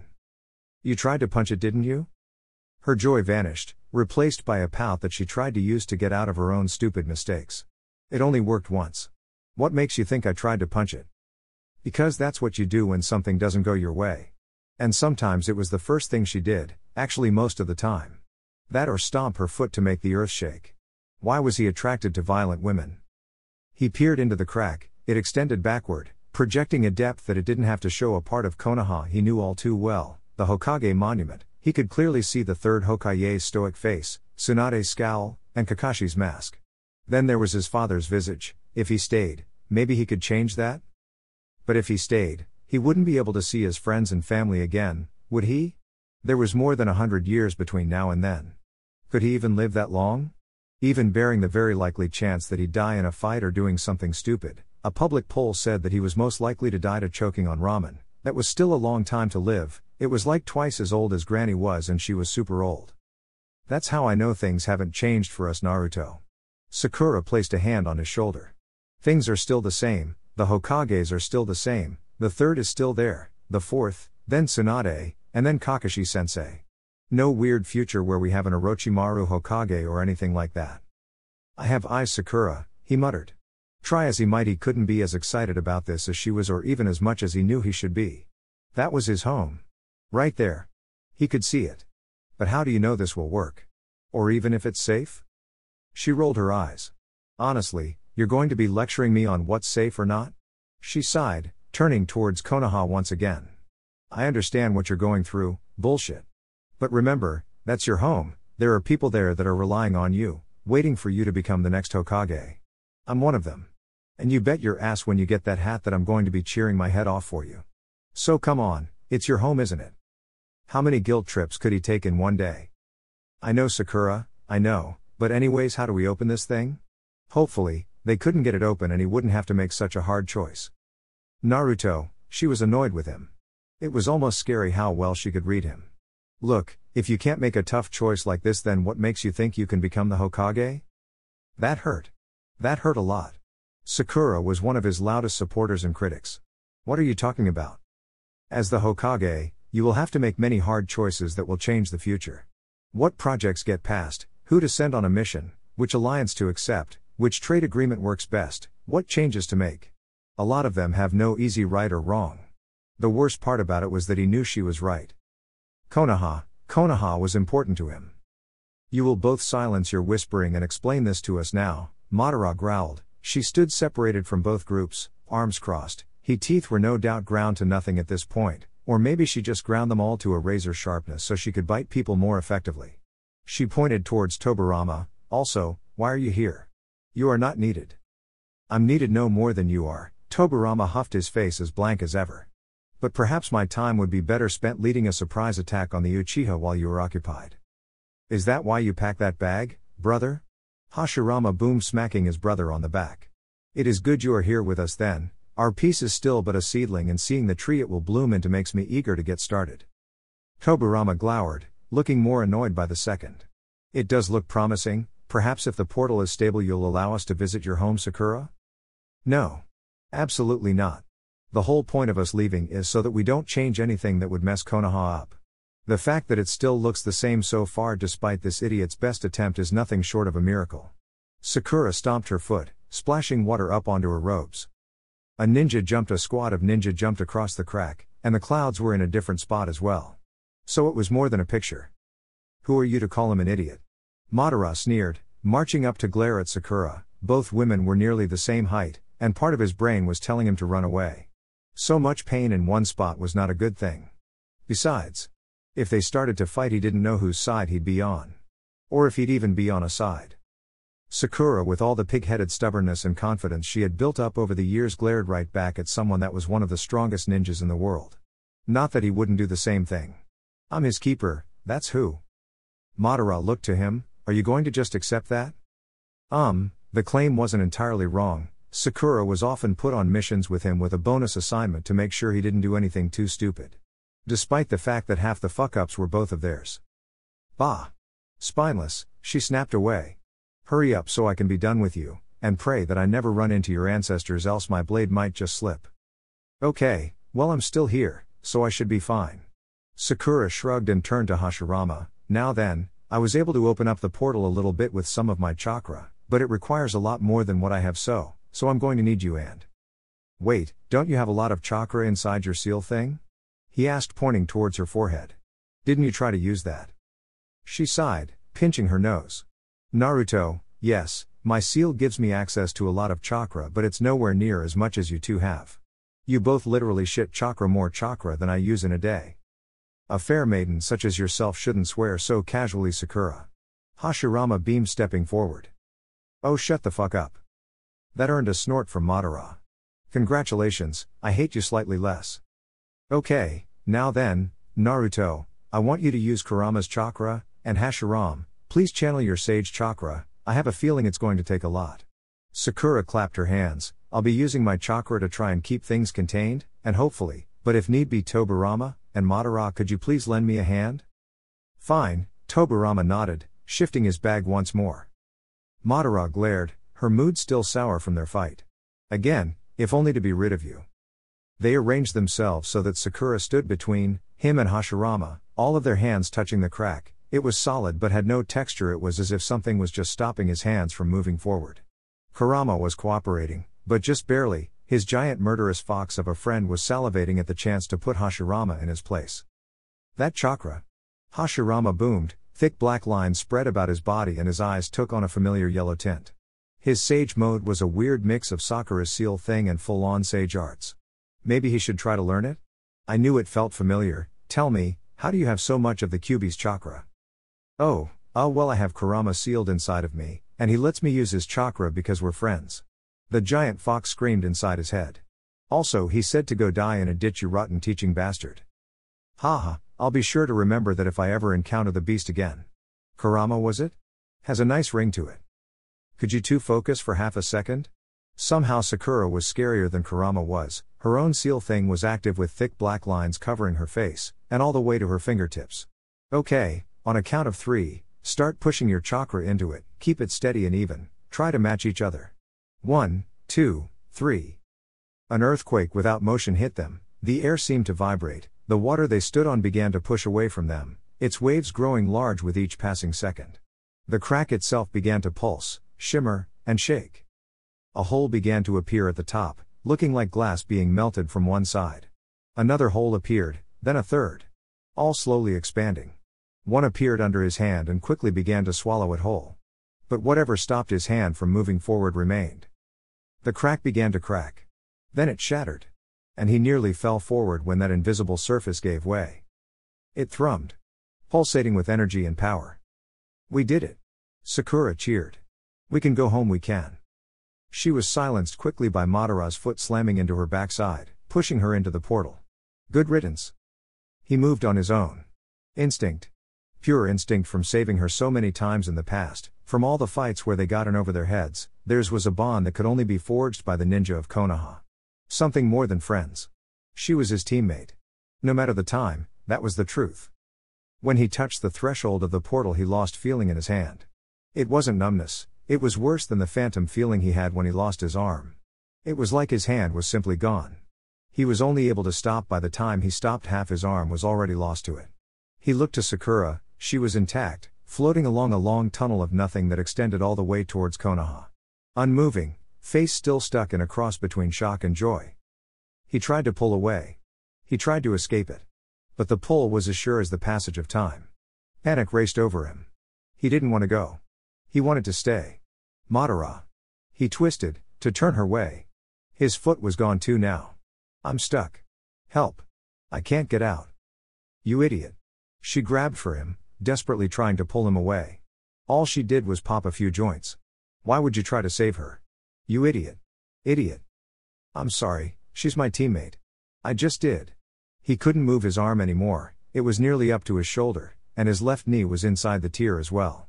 I'm sorry, I wanted to stay. I should have said so. I'm so stupid. You're not going to leave me. She screamed, drawing her katana. Tears flowing down her eyes, that carefully laid persona she had forged for her enemies and allies alike was thrown to the side. Her breathing was heavy, and her face was growing red. I won't let you. I need you, Naruto. I need you. She breathed, looking at her sword, then to his arm. We can find a healer. Do it. He lived without his arm before, what was a leg too? Her sword broke against his sleeve, the material wasn't even disturbed. That wasn't a good sign. No. She screamed, hands flying through a series of hand signs. White hot flames that roared like thunder erupted from her mouth, aimed at the portal. I won't let you take him. He's mine. Give him to me. His torso was being swallowed up by the portal now. Far too much to cut off. You're mine, damn it. Madara flew to him, kissing him desperately. I command you. Stay. You belong here with me. I'm sorry, Madara. He smiled, he hated goodbyes. And how hollow that sounded. He needed something with more meaning. Sorry did not fix a broken heart. I love you. I know. She growled, holding his face, every emotion was shown on her face, rage, fear, happiness, sadness, and tears streaked her face. Her hand left his cheek for just a moment. That's why I'm coming with you. She placed her hand against the portal, but nothing happened. She was stopped by whatever barrier had once been there. What? No. Take me. Damn it. With a scream that broke his heart, she threw herself at the barrier, beating, kicking and screaming at it. No. Screw you, Sakura. This is your fault. She kicked, punched, and screamed. Each blow only injuring her more. Her fist twisted in unusual ways, broken fingers snapped. I love you, he repeated one last time, feeling tears fall from his eyes. His head was swallowed by the portal, he could no longer move, not so much as blink. But he could see and hear her cry. Only his other hand remained free. She grabbed it, holding onto it for dear life, rubbing against it for dear life. I will kill every single Haruno I find.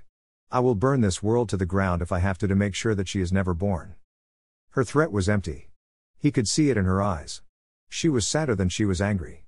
Sad enough that she didn't so much as flinch when Hashirama pulled her into a hug. Instead, she cried into his chest, making a face he never wanted to see on anyone. Pure heartbreak. He wanted to go back. He wanted to be the one to hold her. He wanted to never let go of her again. But he couldn't. This wasn't what he wanted when he wanted the choice to be made for him. Air filled his lungs and he was dropped onto a dirt road, warmed by foot travel in the sun. His body lurched forward, scrambling towards the portal that had spat him out. It shrinking by the second. No. Damn it. His voice broke. Hand slipping through the crack before it vanished completely. Send me back, damn it. I want to go back. I don't want to live without her.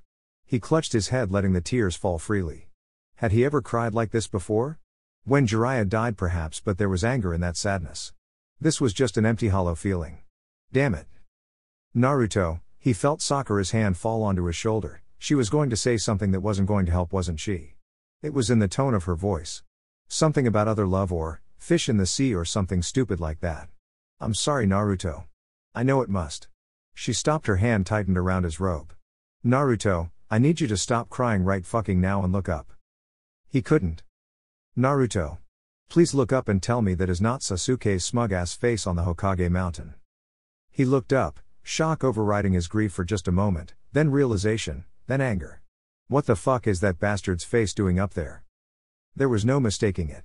They would knew that too cool for you face anywhere, somehow stoic and made of stone, it still managed to piss him off in so many different ways. But it was the position of the head that pissed him off the most.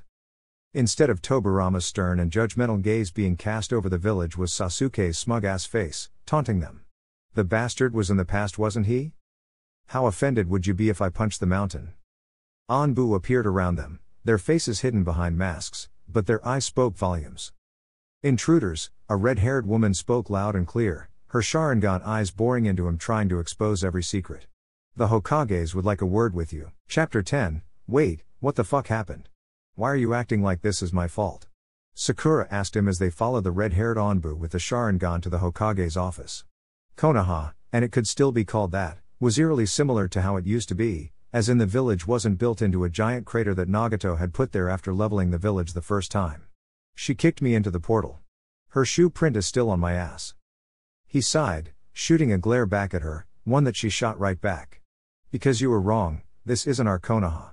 Sasuke was the second Hokage, and then there's this Anbu lady leading us, who in case you didn't notice has the Sharingan. Now I'm stuck in a Konoha that isn't home and I'm not with her. So it's lose-lose. If the Anbu cared about their arguing, she hadn't said anything in the last 5 minutes. Hell, he was half certain she was tuning them out, which was impressive. What do you want from me? Sakura crossed her arms for what felt like the 100th time, her glare was gone but her face was far from pleasant. To say sorry that I separated you from Madara? Because all I did, was have you open the portal. That's it. I know it's hard to accept this right now, Naruto. But I do want what's best for you. Oh, and what's that? He spat, and for once she didn't bother to return his glare. No, what she did was much worse. It was a smile, so sincere it was poised to steal all of his anger. This was why he hated arguing with Sakura. Most of the time, she knew exactly what to say, how to say, and be right. She placed a hand on his arm, his crush was long since gone, but her friendship was still important to him. I said it already, for you to become the Hokage standing in front of all the people that you work so hard to get acknowledged by. Her hand slid off him, and that tender smile vanished, knuckle pressed against her forehead. But I am sorry that we're here. I should have studied the portal more. I thought that since last 4 Hokages were the same that meant it was the same. Seeing you there, I should have expected that Sasuke was there as well. Somewhere. The worst part was that he knew she was right. But that didn't mean he had to be happy about it. That's not what you should be apologizing for. Of course not. Her stance relaxed, and her hand found its way to his arm once more. But I'm not going to apologize for something I didn't do. This heartbreak that you're feeling? That sense of betrayal that's eating away at your heart right now? I've felt that feeling. And I know that you're blaming me for everything right now, but I just want to let you know that I'm your friend and like it or not I'm here for you. Can you stop being right? It's pissing me off. She just smiled, trying to cover up the fact that she wasn't taking any of this well either. The Anbu opened a door, the exact same door that used to lead to the Hokage building before it was destroyed. They followed after her red hair that popped like blood on a white shirt, and into the Hokage's office. It was the same, yet different. The view was still the same, the plants were different, and there was more stuff on the walls, but the desk was still the same. And lining the walls were paintings of each of the Hokages. Sasuke's smug-ass face looked far too smug to be on that wall, and he wanted to Rasengan it into nothing. Judging by how Sakura was squeezing his arm, she probably wanted to do the same. But that Sasuke looked different, his hair no longer fell over his left eye, and he no longer had the Rinnegan. It was still the bastard. They were not alone either, 2 figures waited for them in the room. A man, dressed in shinobi attire but wearing the Hokage's hat.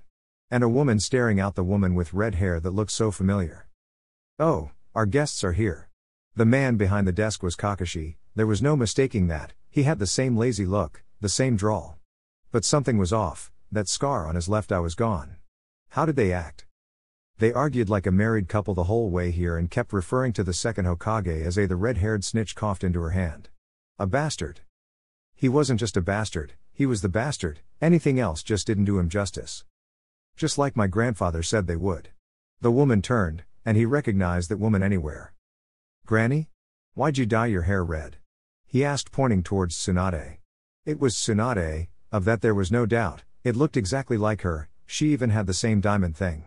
Only her hair and eyes were different. Tsunade groaned, clenching her fist and glaring at him. He was also right that I'd want to punch the blonde brat. He's almost as bad as the first Hokage. Master, Sakura asked, taking a step forward and bowing slightly. I'm almost afraid to ask, but who's your grandfather? The second Hokage, of course, Sasuke Uchiha. Tsunade bristled with pride, holding her mighty chest high. Of course it is, Sakura sighed, feeling the same dread that he was. Sakura looked ready to scream loudly. Something he felt sympathetic towards. Let me guess, he met your grandmother because he fell into her bathtub? Hot spring, actually. Tsunade blinked, her stance relaxing. But we're not here to talk about my grandfather's love life. We're here to talk about you too. She turned towards Kakashi. Bottom right drawer, towards the back. My grandfather left some scrolls in there for these two. Are you going to explain what's going on, or am I just going to have to accept this as random Uchiha or Uzumaki bullshit? Despite his protest, he did reach into the desk and began to fish out some scrolls. All of them looked really old. There was a black one, 2 blue ones, and 2 pink ones. You know, I was wondering what these were. Long story short, these two are friends of my grandfather, and they're time travelers that went back in time, then forward in time, and now they're here in a present that they don't exist in because my grandfather changed it. Tsunade shrugged, letting out a sigh. Honestly, I thought that he was messing with me. But here I am looking at Naruto and Sakura. Right, I'll file this under Uchiha bullshit. So what exactly did that bastard change? He crossed his arms, glaring at the scrolls, then back at the smug picture of the bastard. Bastard technically became the Hokage before him. He wanted to go back in time just to punch him in the face. And then kiss Madara. No idea, go read a history book. Tsunade waved him off. Kakashi, please read the black scroll, it might explain something. I think the other ones are for them. Kakashi nodded, unfurling the black scroll. Right then, let's see here. Oh, it looks rather short, makes sense, Lord Sekon was known for keeping things short. Kakashi coughed into his hand. Dear, loser, and Sakura. He blinked, then again, and then looked up at them. His words, not mine. It's fine, Sakura sighed. We're used to it. Doesn't mean I don't want to punch him though. Fair. Kakashi righted himself once more. Alright, so where were we? In case I need to spell it out for you, I went to the past as well. I was actually shocked that you two were as well, but since I was stranded here, I decided to fix some things. I also fell in love and started a family. One of the largest changes was bringing the Uzumaki clan fully into Konoha and strengthening the bonds between the Uzumaki and Uchiha clans. That explained all the redheads with the Sharingan. To simplify my major changes, I brought about a lasting world peace, introduced a dual Hokage system, quelled most of the Baiju'u, defeated the Zetsu, and resealed Kaguya again. Check up on that in 30 years. I also did a lot to make certain that you two wouldn't be born, so we didn't get another time paradox. Included with this scroll are 2 scrolls for both of you.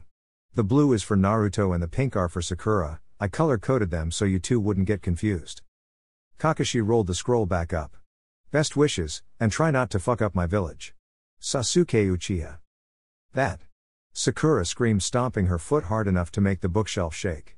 Her hands were grasping at a neck that wasn't there. He'd rarely seen her this mad before. And for once it wasn't his fault. That bastard. Tsunade took a step forward. I understand this is a lot to take in, but you are my grandfather's friends, and members of Konoha. We'll do what we can, within reason, to help accommodate you, and I hope that soon you will come to accept this Konoha as your home. What about Madara? What happened to Madara? And the 4th Hokage, Minato? What about him? And Jiraiya? If Sasuke fixed all this stuff just so the Uchiha wouldn't die, maybe he left his parents alive too. Please. Let the bastard be at least slightly human for once in his life. Well, my ex-husband is currently drinking and whoring himself to an early grave. Tsunade's face turned into a sneer as she crossed her arms. Ex? I don't remember the second divorce. Kakashi looked over to his fellow Hokage. Tsunade sighed, it's a spiritual divorce. As for Minato, he isn't here. So he's dead? His voice cracked. What about his mother? Kushina? It made sense, Kakashi and Tsunade wouldn't be the Hokage if he was still around. What? No, let me finish before you jump to conclusions, brat. Tsunade rolled her eyes. Minato is out on a diplomatic mission, he should be back soon. Just how many Hokage were there? Why, is he important to you? You kind of look like him. Oh well, he's kind of was my dad, or at least maybe? This time travel stuff was starting to make his head hurt. Still, both Jiraiya and his dad were alive. That was great news. As for Madara, was it? I don't recall anything about a Madara. Tsunade tapped her chin. But there are a lot of villagers in the village, do they have a clan name? Oh. The happiness did not mix well with the loss. It was like a hole had formed where his heart was and was eating him up. If they didn't know her by name, then something must have happened to her, or she went crazy and is in a hole plotting over to take over the world. Or, maybe Sasuke killed her. Or anything really. It was like over 100 years ago. No, it's fine, I'll just read a history book or something. You alright, kid? You look like I just kicked your puppy. Sakura's hand was on his shoulder again. He's just going through something right now, and all this is a lot to take in. You wouldn't happen to have a place for us to rest and gather our thoughts, would you? Understandable. Kakashi stood, walking around the desk to give them their scrolls. While I am sympathetic to your plight, we do have to think about Konoha as a whole. I can offer you at most 2 weeks to adjust before you choose to join active duty or find some other calling. But if you're anywhere as great as the bastard, he nodded towards the painting of Sasuke on the wall. Then I am honored to have you with us. Thank you, Kakashi-sensei. Sakura accepted all the scrolls, bowing slightly. Sensei, huh? 4x. He stared up at his ceiling, watching the slowly rotating blade of the fan that didn't so much as squeak. In theory, he should be happy. His dad was alive, his teacher was alive, his mom was probably alive too, the world was at peace, in theory, he had a giant clan, and everything just seemed that much better. But it was hard to be happy knowing that he wouldn't be able to see her again. Damn it, why'd he have to touch that stupid portal? This was all Sakura's fault. Except it wasn't. This sucked. He couldn't even be angry. Instead, all he felt was this dull, sad emotion that just wouldn't go away. He sighed for what felt like the 1000th time since he arrived at his temporary home and reached over towards one of Sasuke's scrolls, thumbing at the first one. Might as well see what the bastard has to say. Once again it was short. Dear loser, he already wanted to burn this. I'm sorry with how things turned out, it would have been a big help to have you with me, especially during those early years. And I tried to do things the way you would, which was frequently the stupid way. Anyways, I have fixed Konoha's past, now it's your turn to lead them to a future. So try not to fuck it up. Also, the other scroll is Madara. So be careful. He threw Sasuke's scroll across the room, flailing as he tried to stand. Instead he kept tripping over himself as he made for that second scroll. Why didn't he grab this one first? Dumb luck? His heart beat like roaring thunder, deafening him to the silence outside. What was in here? Closure? Hatred? Love? It was something. Just anything about her would do. He opened the scroll. Smoke exploded from it and he dropped it to the ground, coughing and waving it away. That damn Uzumaki woman was not lying when she said I'd feel stiff. He knew that voice all too well. When the smoke vanished, he saw Madara, smiling at him, with that same wry smile she often gave him. Everything about her was exactly how he remembered. Madara? He asked, taking a step towards her, daring to reach out and touch her. Her cheek felt warm, and she nudged into him, letting this one tender moment hang in the air until it was ripe. How? I haven't seen you in months, she smiled, reaching out for his face as the distance between them became almost nothing. I will experience you once more before I explain myself. It always was hard to argue with her tongue down his throat. 4x. Sasuke's note had been a heartfelt list of apologies and going over a bunch of plans that he hadn't been able to implement and his expectations of her. But the other scroll, the one from Tobirama, was the most unusual one. Mostly because she didn't know Tobirama all that well, certainly not as well as Naruto knew Madara, but the conservative second Hokage was bound to have something to say to her. But instead of words when she opened it up, she found it smoking, and that Tobirama would step out of that smoke. Tobirama? What are you doing here? This was the last thing she needed today. More time traveling bullshit. He stepped forward, stretching so that his neck popped, his cheeks were red. I had Mita Uzumaki seal me into a scroll so that I might keep an eye on Madara.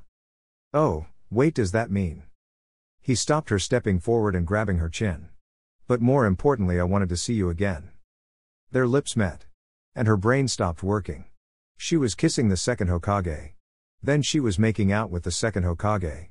Why was she letting the second Hokage undress her? Why was she undressing the second Hokage? Holy crap, she was such a repressed hypocrite. Chapter 11, Seduction, Sex, and Shopping. So, his mouth was dry, and blood still dripped from where she dragged her nails along his back as though to remind him even when he was on top, she was in control. His neck was a collage of bites and hickeys that only a turtleneck could hide, and only just. But, beyond that, he was spent in the best possible way. Madara, as always was insatiable, but this time she came at him with a hunger that made all their other sessions seem like a kiss on the cheek. The clock said that it was 7, they started at 5, but the sun was rising. Aside from the soreness and desperate need to rehydrate and eat, he felt great.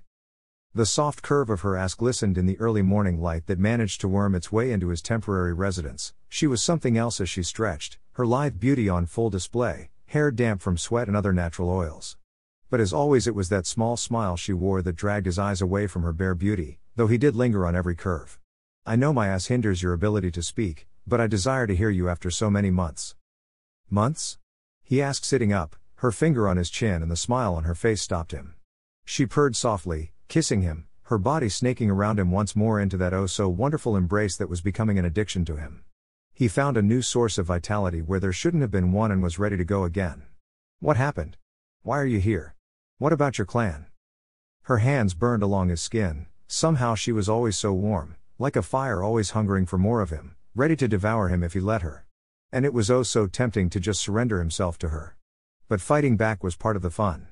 She gasped when he entered her. As to how either of them were going to walk today was lost to him. The spark of passion in her eyes grew into an inferno.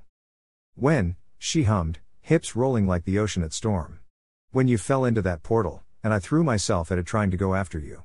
She kissed him again, and again, as though to make up for that lost time that separated them, as though to say that she was sorry, as though to say so many things that words could not. I knew that I would choose you over my clan. For 5 months, she guided his hand to her breast, forcing him to grab at her delightful mounds that had a firm bounce to them. For 5 months, I desired a touch I could not have, a voice I could not hear, everything I desired was robbed at me. Even as she moved against him, coercing him into a fit of groans and grunts.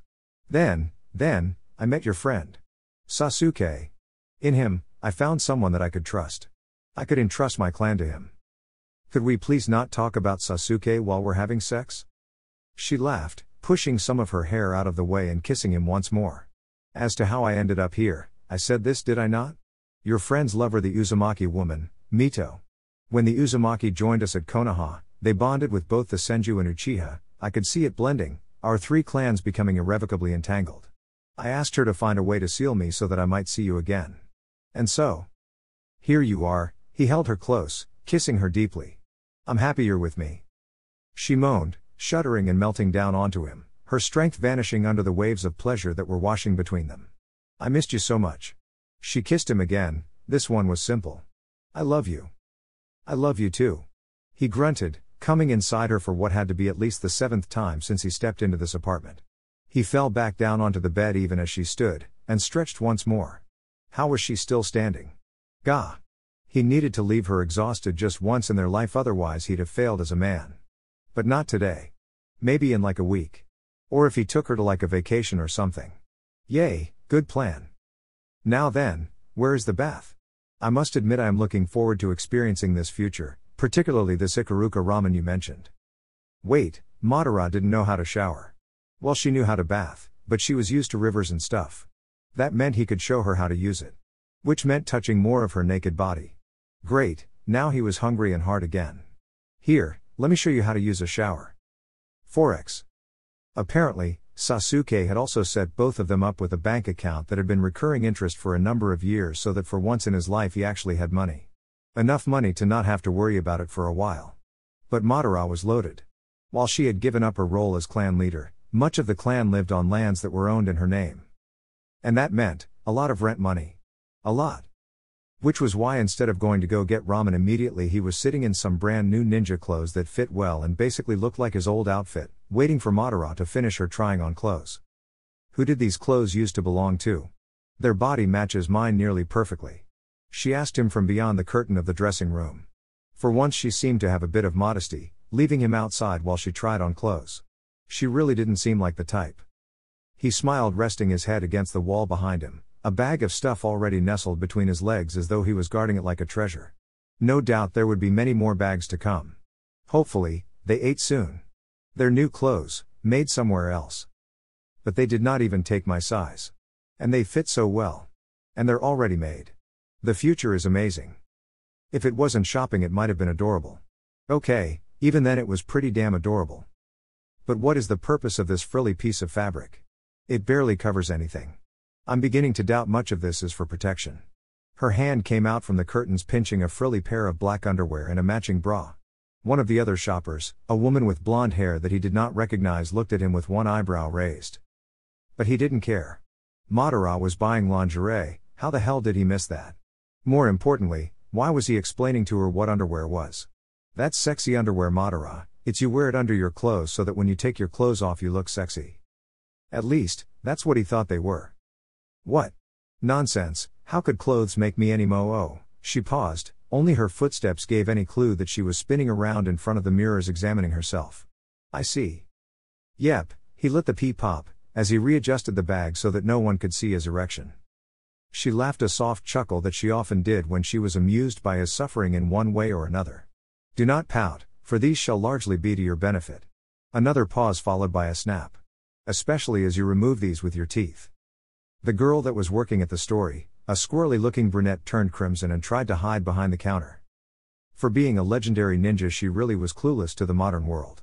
Not that he was much better, there were a few things that he didn't understand, such as those blue rough-feeling pants that were called jeans, the fondness of tight-fitting shirts for both men and women. But hey, it was still Konoha. Just slightly different from one that he was from. Besides, there were still so many people that he needed to see again. Like. The curtain opened, and Madara stepped out. She looked like a completely different woman. At first, he thought that he had just sentenced some poor beautiful woman to death with how his mouth dropped to the floor in half a heartbeat, his brain no longer connected to the rest of his body as his heart, eyes, and penis took over the majority of processes.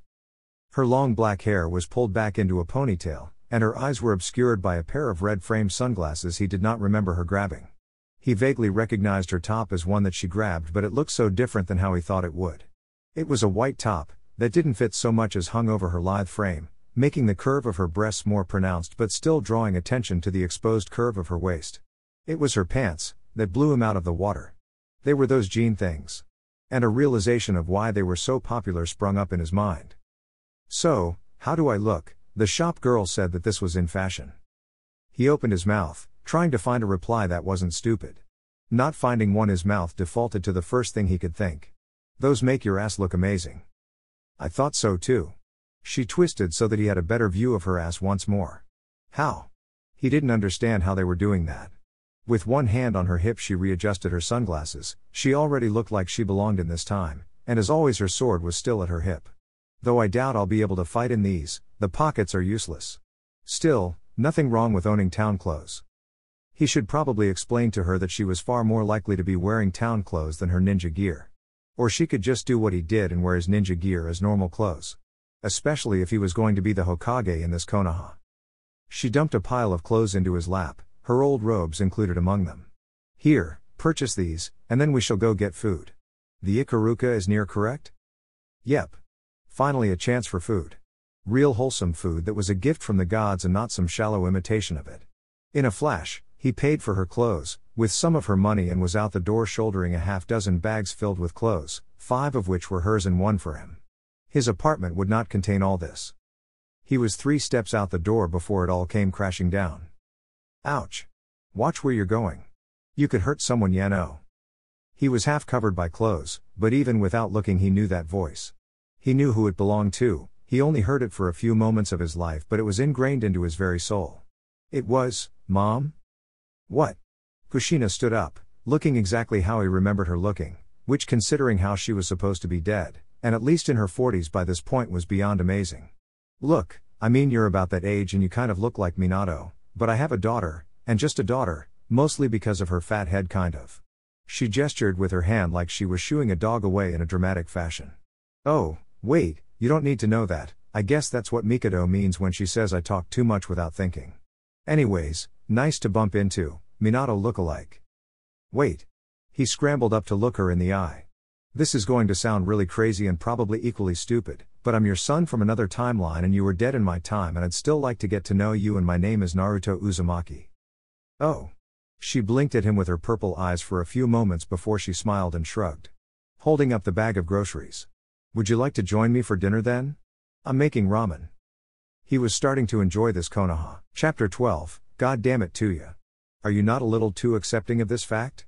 Madara stepped forward, handing him the majority of the bags he had dropped moments ago. Did she really catch them all? Why was she so fast? It was kind of hot in a way. Well, in a lot of ways. Still, her face was a deep scowl, and her hand rested on her sword, fingers dancing along the hilt. He really should remind her that murder was illegal. Kushina snorted like she didn't see the obvious threat and barbs in Madara's words, waving her off like it was no big deal between such close friends. Oh please, this isn't even the weirdest thing I've been told this week. Like really Yano, this doesn't beat my daughter coming home and told me she eloped with her girlfriend that I didn't even know about. Kushina sighed, hand on her cheek. Still haven't told Minato about it. Besides, this is probably just about the right amount of weird for a Tuesday though. It's Thursday. He corrected, unless Sasuke fucked up the days of the week somehow, placing a few more bits of Madara's clothes back into her bags. He really should make a clone and send these off. It is? Kushina's eyes went wide and she counted on her hand. Oh, well that just makes things even less weird, but who are you anyways? Are you my son's girlfriend? I can call you my son, right? And rely on you to give me a grandchild to spoil? The last bit was said so low he doubted that she even said it. She stuck her hand out towards Madara, the groceries on her arm sliding towards her elbow.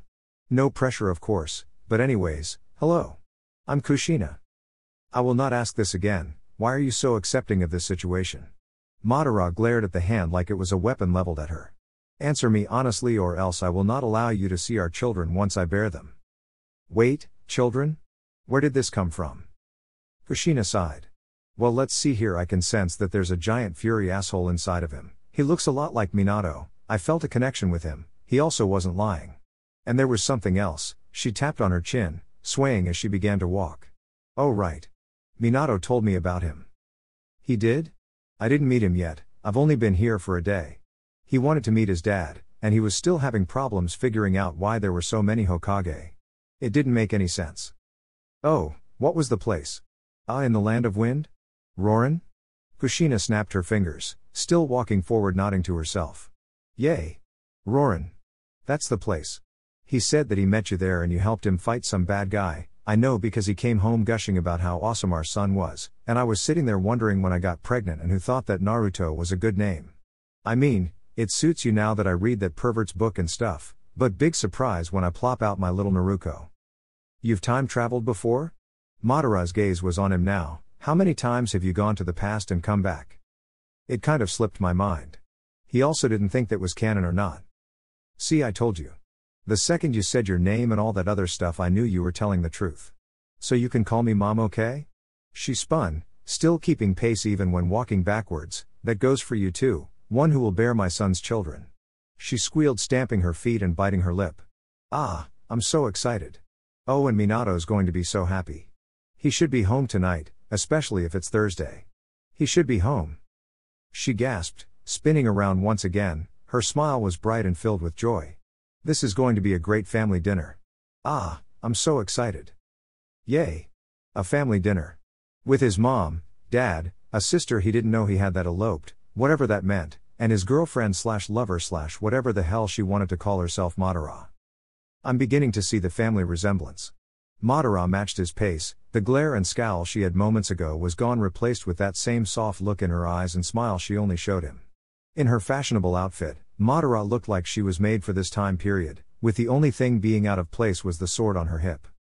She will make an excellent grandmother for our children, Madara continued walking, even as he stood there in a half-stunned state. Children? Forex. So, tell me, Madara, how is it that you met Naruto? I was bathing myself in the river and he splashed in front of me. I threatened to kill him, unless he explained himself. Oh my, how romantic. Now, I just have to ask, how did you fall in love with him? I was the leader of my clan, everybody in the world feared me or respected me, to them I was a god, an enemy, or someone to try and use. Madara didn't so much as blink as she peeled away at whatever vegetable Kushina had tasked her with, like she was simply listing facts. He was the only one to make me feel like I was human, the only one that challenged me and showed me the path I had been seeking for years. He could all but hear her grin as she began to dice the vegetable. That and he's fantastic in bed. Giggling, Kushina's came out from the kitchen. He blushed, scanning the dining room of his parents' home once more. It was pretty much how he imagined it, but while it wasn't exactly the same house that he saw when he and Sakura went into a different dimension, it was pretty close on the inside. But instead of an emo version of himself called Menma in the photos was a girl with long blonde hair. She didn't look like his sexy jutsu, the proportions were wrong, but it basically was the female version of himself called Naruko. Apparently, she was born on July 7th, which made her his big sister. Assuming she wanted a brother. This was weird. Weirder than the time he found out Karen was his cousin. What was he even supposed to say? Hi, I'm technically you if mom and dad got it busy a few months later? So, his mother's voice drifted out from the kitchen as he placed yet another dish in the right spot. Why was he kicked out of the kitchen? How long have you two been a couple? That would depend on who you ask.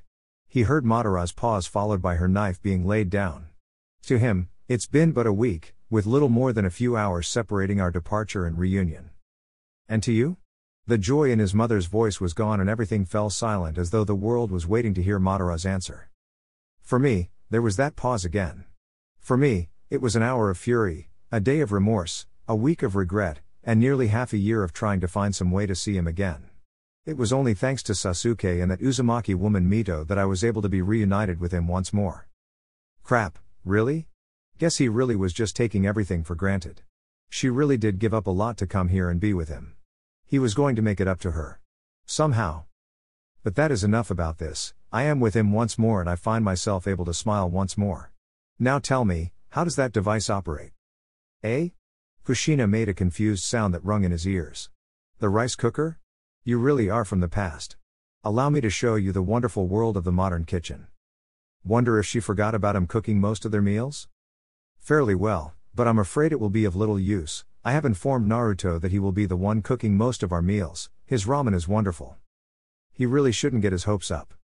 As Madara and Kushina continued to talk about seemingly nothing, he finished the kitchen table. There was only 4 places to set, one for him, another for Madara, and one for Kushina, and one for Minato who she was adamant was going to be there.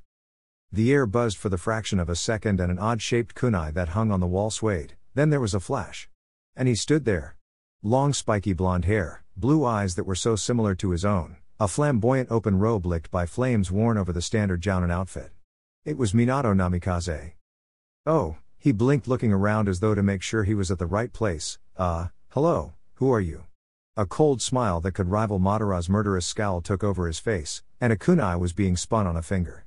If your answer is that you're my baby girl's boyfriend you better start running. Oh, I'm Naruto, I'm technically your son from another timeline. Eventually, this will stop being weird and awkward. He shrugged offering up a smile, apparently we met before in Rorin? Oh. That's you. Ha. I knew I wasn't crazy. Kushina called me crazy for a month after that. But then she was upset that you weren't born, not that we don't love our daughter but we were both kind of expecting a boy, and well, you. Minato gestured at him, now smiling proudly. Well, I assume you ran into your mother. Wait, you are biologically our son, right?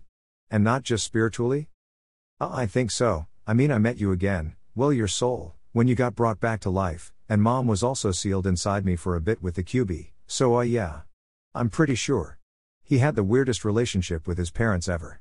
He stuck his hand out, Minato did not hesitate to take it. It's an honor to meet you again. Likewise, while I am eager to get to know you more, and validate that I'm not insane, I'd like to see my wife. Minato shook his hand briefly and even pulled him into a one-arm hug.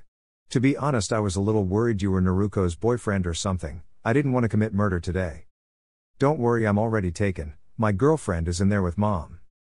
Mom? Ha, is she threatening you with adoption? Minato offered him a wink and slid past into the kitchen.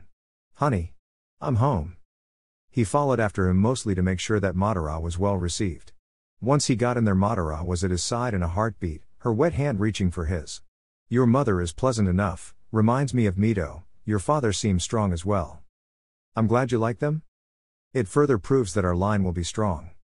Right their line. Before we have children we're going to have to get married, correct? Madara nodded, her hand squeezing his all the tighter. My answer is yes, but if you take too long to ask the question I will rob that right from you. Was that a proposal? Let's have things settle down before things get crazy already.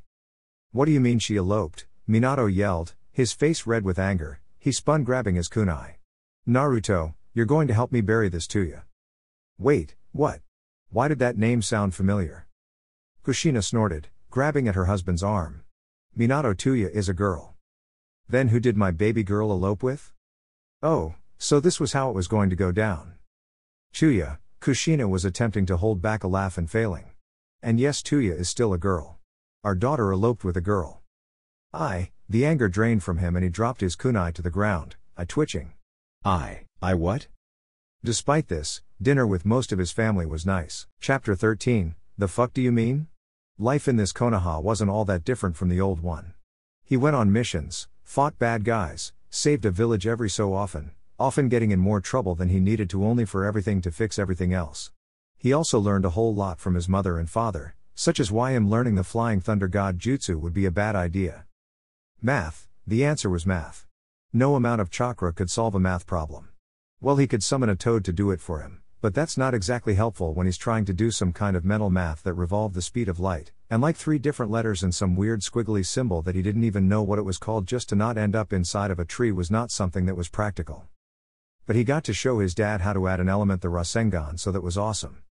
He also found out why there were so many people walking around with the Hokage title. The answer was so simple that if it was a snake.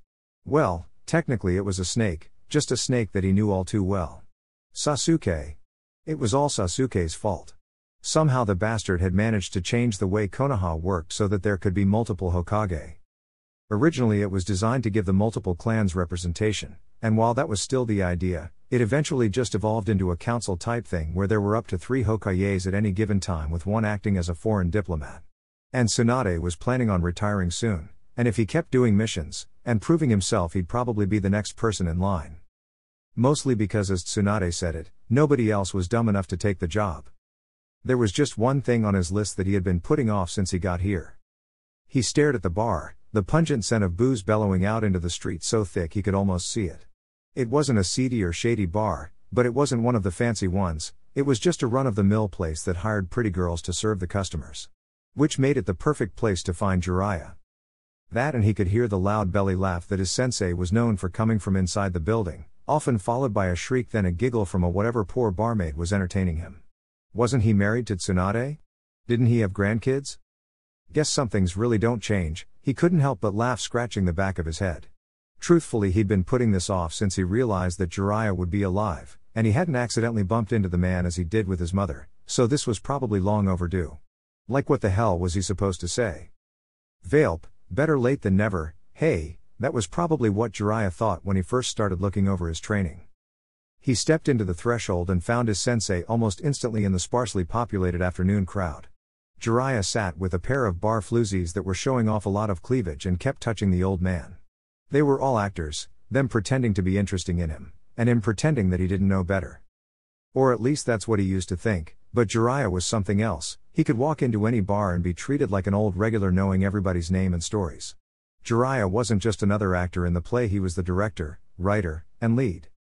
He walked up to the table where his master sat, laughing with 2 girls that were giving his sensei so much attention they had none to spare him. For what seemed like a lifetime he stared at the man as he paid him no mind. There was no doubt that it was Jiraiya. It looked like him, acted like him, dressed like him, certainly smelled like him, even drank like him. With his parents, he knew they were dead since before he could remember, so he never felt their loss. But with Jiraiya, he felt a loss deeper than any other. And now, staring at the man once more, he felt it again. Look, I understand seeing a legend like me can cause all sorts of emotions, but crying in the middle of a bar is just rude. Jiraiya spun his sake cup, barely looking at him with the corner of his eye. Sorry, he sniffed, wiping away the tear that had formed. It's just been a while. He had Jiraiya's attention now, and the old man took a sip of his drink, scrutinizing him like he was a piece of meat. You look a bit like my stupid Minato, but I'm fairly certain he has a daughter, and although his wife is mildly baby crazy, I highly doubt that she'd make a clone just to increase her odds of getting grandchildren. Well, actually, I'm their son from another timeline where they die. I get the QB sealed inside of me, and then you eventually train me and you die, and well. Bah, Jiraiya shrugged the girls off of him, leaning forward to look into his booze. I am so not drunk enough to be hallucinating like this. Hell, I'm barely even buzzed. Fuck, what day is it? A Thursday? Fuck. The man collapsed back down into his seat, blinking for a few seconds before pouring the bottle directly into his mouth. Well, now shit makes sense. Might as well sit down and have a few drinks with me. Just promise me you won't try and fix my marriage problems. Or anything weird like that. He couldn't help but smile and laugh before he sat down. Something tells me you and Granny get along best with you barely get along. Ha ha, so you understand. Barely functional is still functional after all. Now then. Let's drink my pupil from another dimension. There was no hesitation as he poured another 2 cups of sake and downed them himself. Or timeline, or whatever you want to call it. Wait, let me guess, your name is Menma? No, it's Naruto. Then to your health, Naruto. Despite everything, Jiraiya managed to drink him out from under the table. Good thing Madara was away on a mission. 4x. Sign this. Madara tossed the paper so that it landed directly in front of him, the pen following soon after before she turned to rummage through their refrigerator, no doubt looking for a strawberry drink that his mother had exposed her to. Her normally wild hair was loosely contained in a ponytail that bloomed outwards and held up by 2 pins. They were part of a set, one with an Uzumaki spiral, and the other with the Uchiha symbol. He got her after his first mission was complete. Sure, she scolded him for wasting money and buying worthless trinkets, but since then she had found some way to make sure that she mixed the two in every one of the numerous outfits she was wearing. She looked every bit the modern fashionable shinobi that proliferated the world. Though she still acted like a primitive barbarian at times, as she was always happy to bring her sword out in a conversation. To say she threatened violence if things didn't go her way wasn't exactly accurate, it was just how she used the threat of violence, excessively. Which was probably why her only friends consisted of his mother, and, him. What is it? He swallowed the bit of ramen that had still been in his mouth. He could have read it, but it looked like a long, really wordy thing that was for official stuff, and his eyes had much better things to look at. Like Madara, and her butt. It wasn't naked, and he'd seen it many, many times before, but like ramen, he doubted he would ever get tired of staring at it. The hiss of a freshly opened soda spread through the room and Madara rose to sip her drink, a soft smile spreading across her face. Marriage papers, we're eloping. Oh, eloping, well that was just fine, but, hey wait. What? So soon? Why now? What happened to shopping with my mother? She signed as the witness. She shrugged, walking over to lean onto his shoulder, nuzzling her face into his neck and momentarily making him forget about the extra stuff. But then he remembered that this was marriage, as in that whole lifelong commitment thing, though when it came up around Madara she considered the whole thing nothing more than a formality. In her eyes, despite only knowing each other for about 2 months, they were something beyond soulmates. And given how he more or less abandoned her for half a year and then she gave up her life in the past to be with him. Besides, he couldn't imagine life without her. Especially, the sensation of waking up with her in the bed every morning. But didn't she want us to have a wedding? She keeps talking about it whenever we have dinner. Sure, he was being used as a substitute for his runaway technical sister that eloped with some girl to ya, but that was fine. He was just happy to have a family in more ways than one. Shame his more or less sister and a more or less sister-in-law was currently in Uzushiogakur starting a new life. She dropped that when we found out I'm pregnant. She took another sip of that strawberry drink that didn't actually taste like strawberries or even smell remotely like the fruit. He looked at his life partner / apparent fiancé with wide eyes going between her black eyes, then towards her still flat stomach and pausing at her breasts along the way. Oh, also I'm pregnant. He blinked, staring at the document for a few more seconds before taking up the pen and signing his name. Madara was pregnant, with his child, and her first action after finding out was to elope with him, instead of telling him that she was pregnant so they could talk about this. And people called him stupid. At least when he fucks up he tells before he tries to fix it. Unless he doesn't know that he fucked up, at which point he was often the last to find out and someone was going to call him stupid. So I guess we're married now? He didn't feel any different. Madara didn't look any different. The soda rested on the table as Madara began to wrap around him. Technically once we give them that paper we'll be married, and you'll be Naruto Uchiha, but before we do that, I believe it's time to celebrate. Somehow, her shirt was already on the ground and his pants were already halfway off as she straddled him. Wait, why were his hands tied behind his back? When did that happen? And... wait. What do you mean Naruto Uchiha? Chapter 14, the fuck? It's fucking over? The sight that greeted most travelers to the land of his ancestors was the harsh turbulent waters of the narrow sea that separates the island from the mainland. The second sight is the jagged coastline that had been battered by the narrow sea and was choked by a permanent layer of fog that hid the many natural dangers from giant sea serpents to the whirlpools that the island got its namesake from. The interior of the island was barely better. The climate was like that of the Land of Fire, warm, often too warm, made worse by how humid the entire island was, like someone was constantly boiling water under his feet. Lush jungles choked even the highest mountains. They weren't as tall as the trees in Konoha, but they were thicker, and it was impossible to tell where one tree began and another ended. A thick swamp dominated the lowlands, where any number of creatures lurked in the soup-like waters. Everything in the land was so filled with life, but so too was it filled with death. Fallen trees fed the next generation of saplings, and no island had creatures as adept at murder as the ones that called this island home. From the small cute-looking blue and orange frog that he wanted as a pet, but just touching it would probably kill him, to the tiger that for some reason could use lightning chakra. It was a far cry from the lifeless land he had seen once in the original timeline. Though that might have been a safer place to go on a family vacation. Not that he should worry, considering how at least half of their group was either a Hokage, a future Hokage could have been a Hokage, or was trained by the Hokage, with the other half having no less than 2 Anbu captains and his wife, Madara Uzumaki Uchiha. But the side of the island that few people knew about was something else entirely. A sea of brilliant blue extended out for miles in front of him, waves crashing down upon a beach of pure white sand that was welcoming him home with open arms. Many people often said that the beaches of Uziyo were the worst kept secret of the world. It was a paradise. Woohoo! A streak of brilliant red hair darted out from behind him, a light shirt flying in the air, followed quickly by a green floral skirt as his mother jumped and shouted like she was 16 years old, darted for the beach looking like she was barely a day over 20. She all but danced along the sand, spinning around to shout at them. Hurry up, you slow pokes. I want to kick some butt at volleyball. And sand castle building. And surfing. She gasped, hands on her cheeks like she just remembered what she was so excited about. I haven't gone surfing in ages. Wait. Where's Naruko's shack? Didn't she say it was set up on this beach? It's a little further down, honey. His father was the first to follow after her, effortlessly retrieving the clothes she had stripped away. We were supposed to surprise them, remember, but I think that you just told them we're here. His more or less sister and his more or less sister-in-law had eloped and moved to Uziyo to become beach bums. Apparently, they were successful and now more or less had owned and operated a cozy beach shack. Oh right. Come on you guys. Let's go.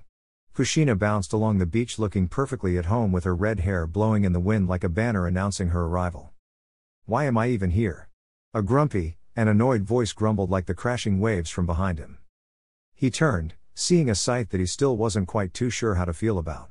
It was Jiraiya, with a black eye and looking every bit the perverted beach bum, complete with an overly hairy chest exposed, with a hand around Tsunade's waist holding her close, both of them not quite drunk but not quite sober, swaying, each one holding a beer. But the one who spoke was something he never thought he'd see. It was their daughter, Sachiko, a silver-haired beauty that was just as beautiful as Tsunade had been in her youth, and twice as punch-happy. And she was only like 3 years older than him. She was a bitch with a capital B, but she was also family. Tsunade slurred, the author doesn't feel like continuing your story right now, so you get a cameo in this one.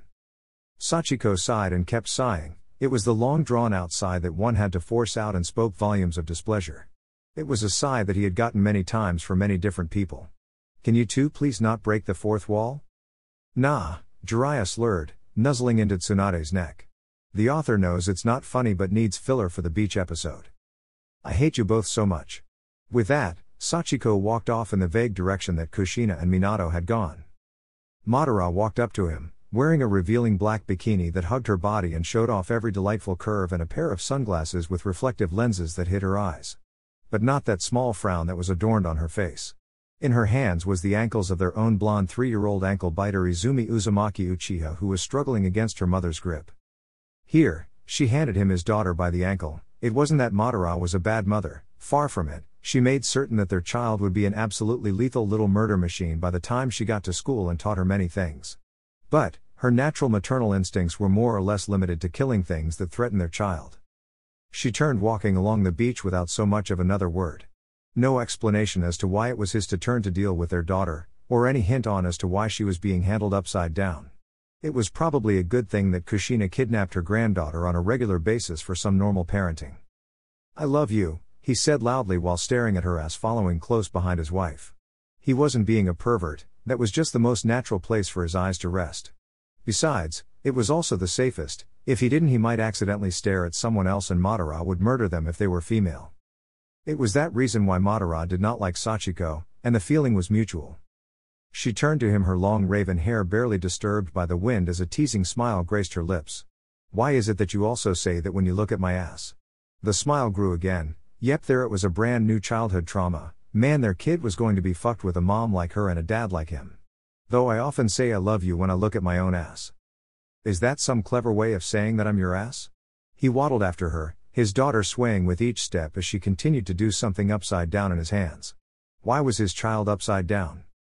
Ah, once again you continue to surprise me with your ability to learn, it gives me hope for our daughter. She turned once more, walking proudly with an extra bounce in her step. Whatever foulness had invaded her mood moments ago was done away with. Perhaps I might have to reward you later? Mommy papa sex time? Izumi asked, flailing to try and look at her mother, tongue sticking out of her tongue. He wasn't quite sure where she learned that phrase, but it wasn't from him. He blamed Madara because she frequently grew quiet whenever their daughter asked about their slightly to healthy sex life. Can stay with Gram? Sorry sweetie, I think Gram and Grandpa want some alone time themselves. Probably because Kushina kept comparing this to their honeymoon.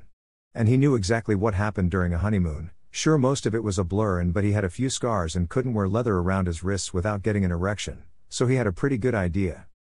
MMMK, Izumi dropped her weight like a sack. Then began to twitch again like she was trying to walk. She stopped, head tilting towards him so that he could see her dark blue eyes. His daughter looked every bit his daughter, while the only thing evident from her mother was her curly hair. Papa, want down. K. He dropped his daughter onto the soft sand. She made an sound that was close to bway. And pushed herself up, spitting some sand from her mouth. On second thought he really couldn't complain about Madara's parenting skills. If their child survived it was going to be nothing less than a miracle. Dude, what the fuck is wrong with you? A raspy female voice cut through the crashing waves and excited Kushina noises, followed quickly by a slap to the back of his head. What was it about his head that just invited people to hit him in the head? You can just go around dropping a kid like that. I don't even like the fuckers and I know that. Hey look, she's fine, my daughter is fine probably wasn't the best thing to say even if it was the truth. Enjoying herself, and what's wrong with you hitting? He turned to see himself staring at a blonde-haired blue-eyed girl with whisker marks on her cheeks. Both of their mouths fell open. This was weirder than he thought it would be. Like 6 times weirder than when he met Menma. It was him, just a female version of him. I take it you're Naruko? Well, he was already off to a fantastic start with his more or less twin sister. Yes, she groaned, pinching the bridge of her nose. On a scale of you look like me to my mother grew you in a lab because she's a baby-obsessed moron, how weird is it that you exist? Where does accidentally time traveling into the past, fucking up the future then traveling forward into the future land on that? He scratched the back of his head, keeping a solid eye on his daughter so she didn't run off and try to pet a tiger that for some reason can use lightning chakra. Again. Also, my name is Naruto and my daughter's name is Izumi. Seriously? Naruto? Are you like a dude version of me or something? He nodded. Oh thank fuck, Naruko sighed, letting out a laugh and running a hand through her long blonde hair. At least you're not a fucking clone, clones are creepy. Not like the jutsu but just like a test tube clone. Fuck that shit. You say fuck a lot. Izumi beamed up at Naruko for all of 2 seconds before she fell backward into the sand, flapping her arms like she was trying to make a sand angel. Sorry, she snorted, a faint blush gracing her cheeks. My wife kind of rubbed off on me. But anyways, I think I hear Tuya and my mom fighting, that can't be good. She turned, the several bags of groceries swaying in her hands. Well, I guess she's our mom? Fuck, I have a fucking brother. Shit, I keep swearing in front of your spawn. That was my reaction when I first showed up here. But with like having a family in general. He smiled, offering her a hand. Want me to take some of those? Sure, she handed him half. You know I really should, thank you. You showing up is probably what stopped my mom from hunting us down and trying to implant one of us with a child. So thanks for satisfying her weird-ass desire to have a grandkid. Oh, no problem, he laughed, nudging Izumi up off the sand with his foot. Come on Squirt, let's go see if Grandma can make you ramen. Again, his daughter was his daughter through and through. He turned to his sister, or whatever she was. So I take it you don't like kids? Nope, hate the snot-nosed little brats. One of the perks of being a lesbian is that there's no chance in hell of accidentally ending up with one of those. She sidestepped as Izumi ran between them, pretending to fly like a seagull. Yours is kind of cute, but that's probably because she reminds me of me. Be careful, she'll corrupt you. Ha, unless Tuya magically grows a dick and balls I'll be. Look. A shrill voice cracked the peace with a bark that sounded like it took the bite out back and stabbed it to death with a shank and left the body as a message. It was the kind of voice that was easy to remember once he heard it again, and instantly he remembered exactly who Tuya was. Short, angry, redhead. I fucking told you she ain't here right now. So quit asking. That would be my wife. Just tell me where she is. He looked at her, a laugh escaping him. And that would be our mom. She joined him in laughter, nodding in agreement. I guess I got our dad's weird attraction to loud redheads. Who's her mother? It's not Karen, is it? No, her name's Madara. Forex. Volleyball had started off innocent enough. No chakra, just pure physical ability, but then the girls got competitive and it turned into a war zone where the men took turns watching new craters get blasted into the sand as Tsunade, Sachiko, Kushina, or Madara spiked the ball to hell and back. The only reason why the ball didn't burst was that it had seals on it that made it nearly indestructible. The game ended when Madara received the ball with her sword that he could have sworn she left in Konoha. Next, there was a sand building contest. Izumi won with a pile of sand that had a starfish on top because the other girls instantly began to wage sand people wars. By this point, most of the men and lesbians had taken to sitting back and watching the show. Then came the surfing competition. Tsunade and Sachiko crashed quickly. His mother shredded like she had been born on the water. At least that's what he thought. Then Madara grabbed a board and put her to shame, riding a large wave with as much skill and grace as she had with handling a blade, a twisting, twirling goddess of death. Before they knew it, the sun was setting and their first day on the beach was coming to a close. Madara sat next to him, her head resting on his shoulder with her hand on top of his. The moon barely kissing the starlit sea. If either one of them were romantic, the scene might have set a mood or something. Hey, Naruto. Yay? He asked, leaning against her head and feeling her long drawn-out sigh, that told him all he'd ever need to know. She was happy, beyond happy. And he felt the same way. I love you. I know, I love you too. Meeting you was the best thing to ever happen to me. I feel the same. He smiled, thumb over her hand. Even with all the bullshit that happened and all the changes made to the timeline with only Sakura, wait. Weren't they supposed to be here? You did remember to tell Sakura and Tobirama where we were going, right? I remembered to tell them, she smiled, whether or not they believed me is a different story. The end.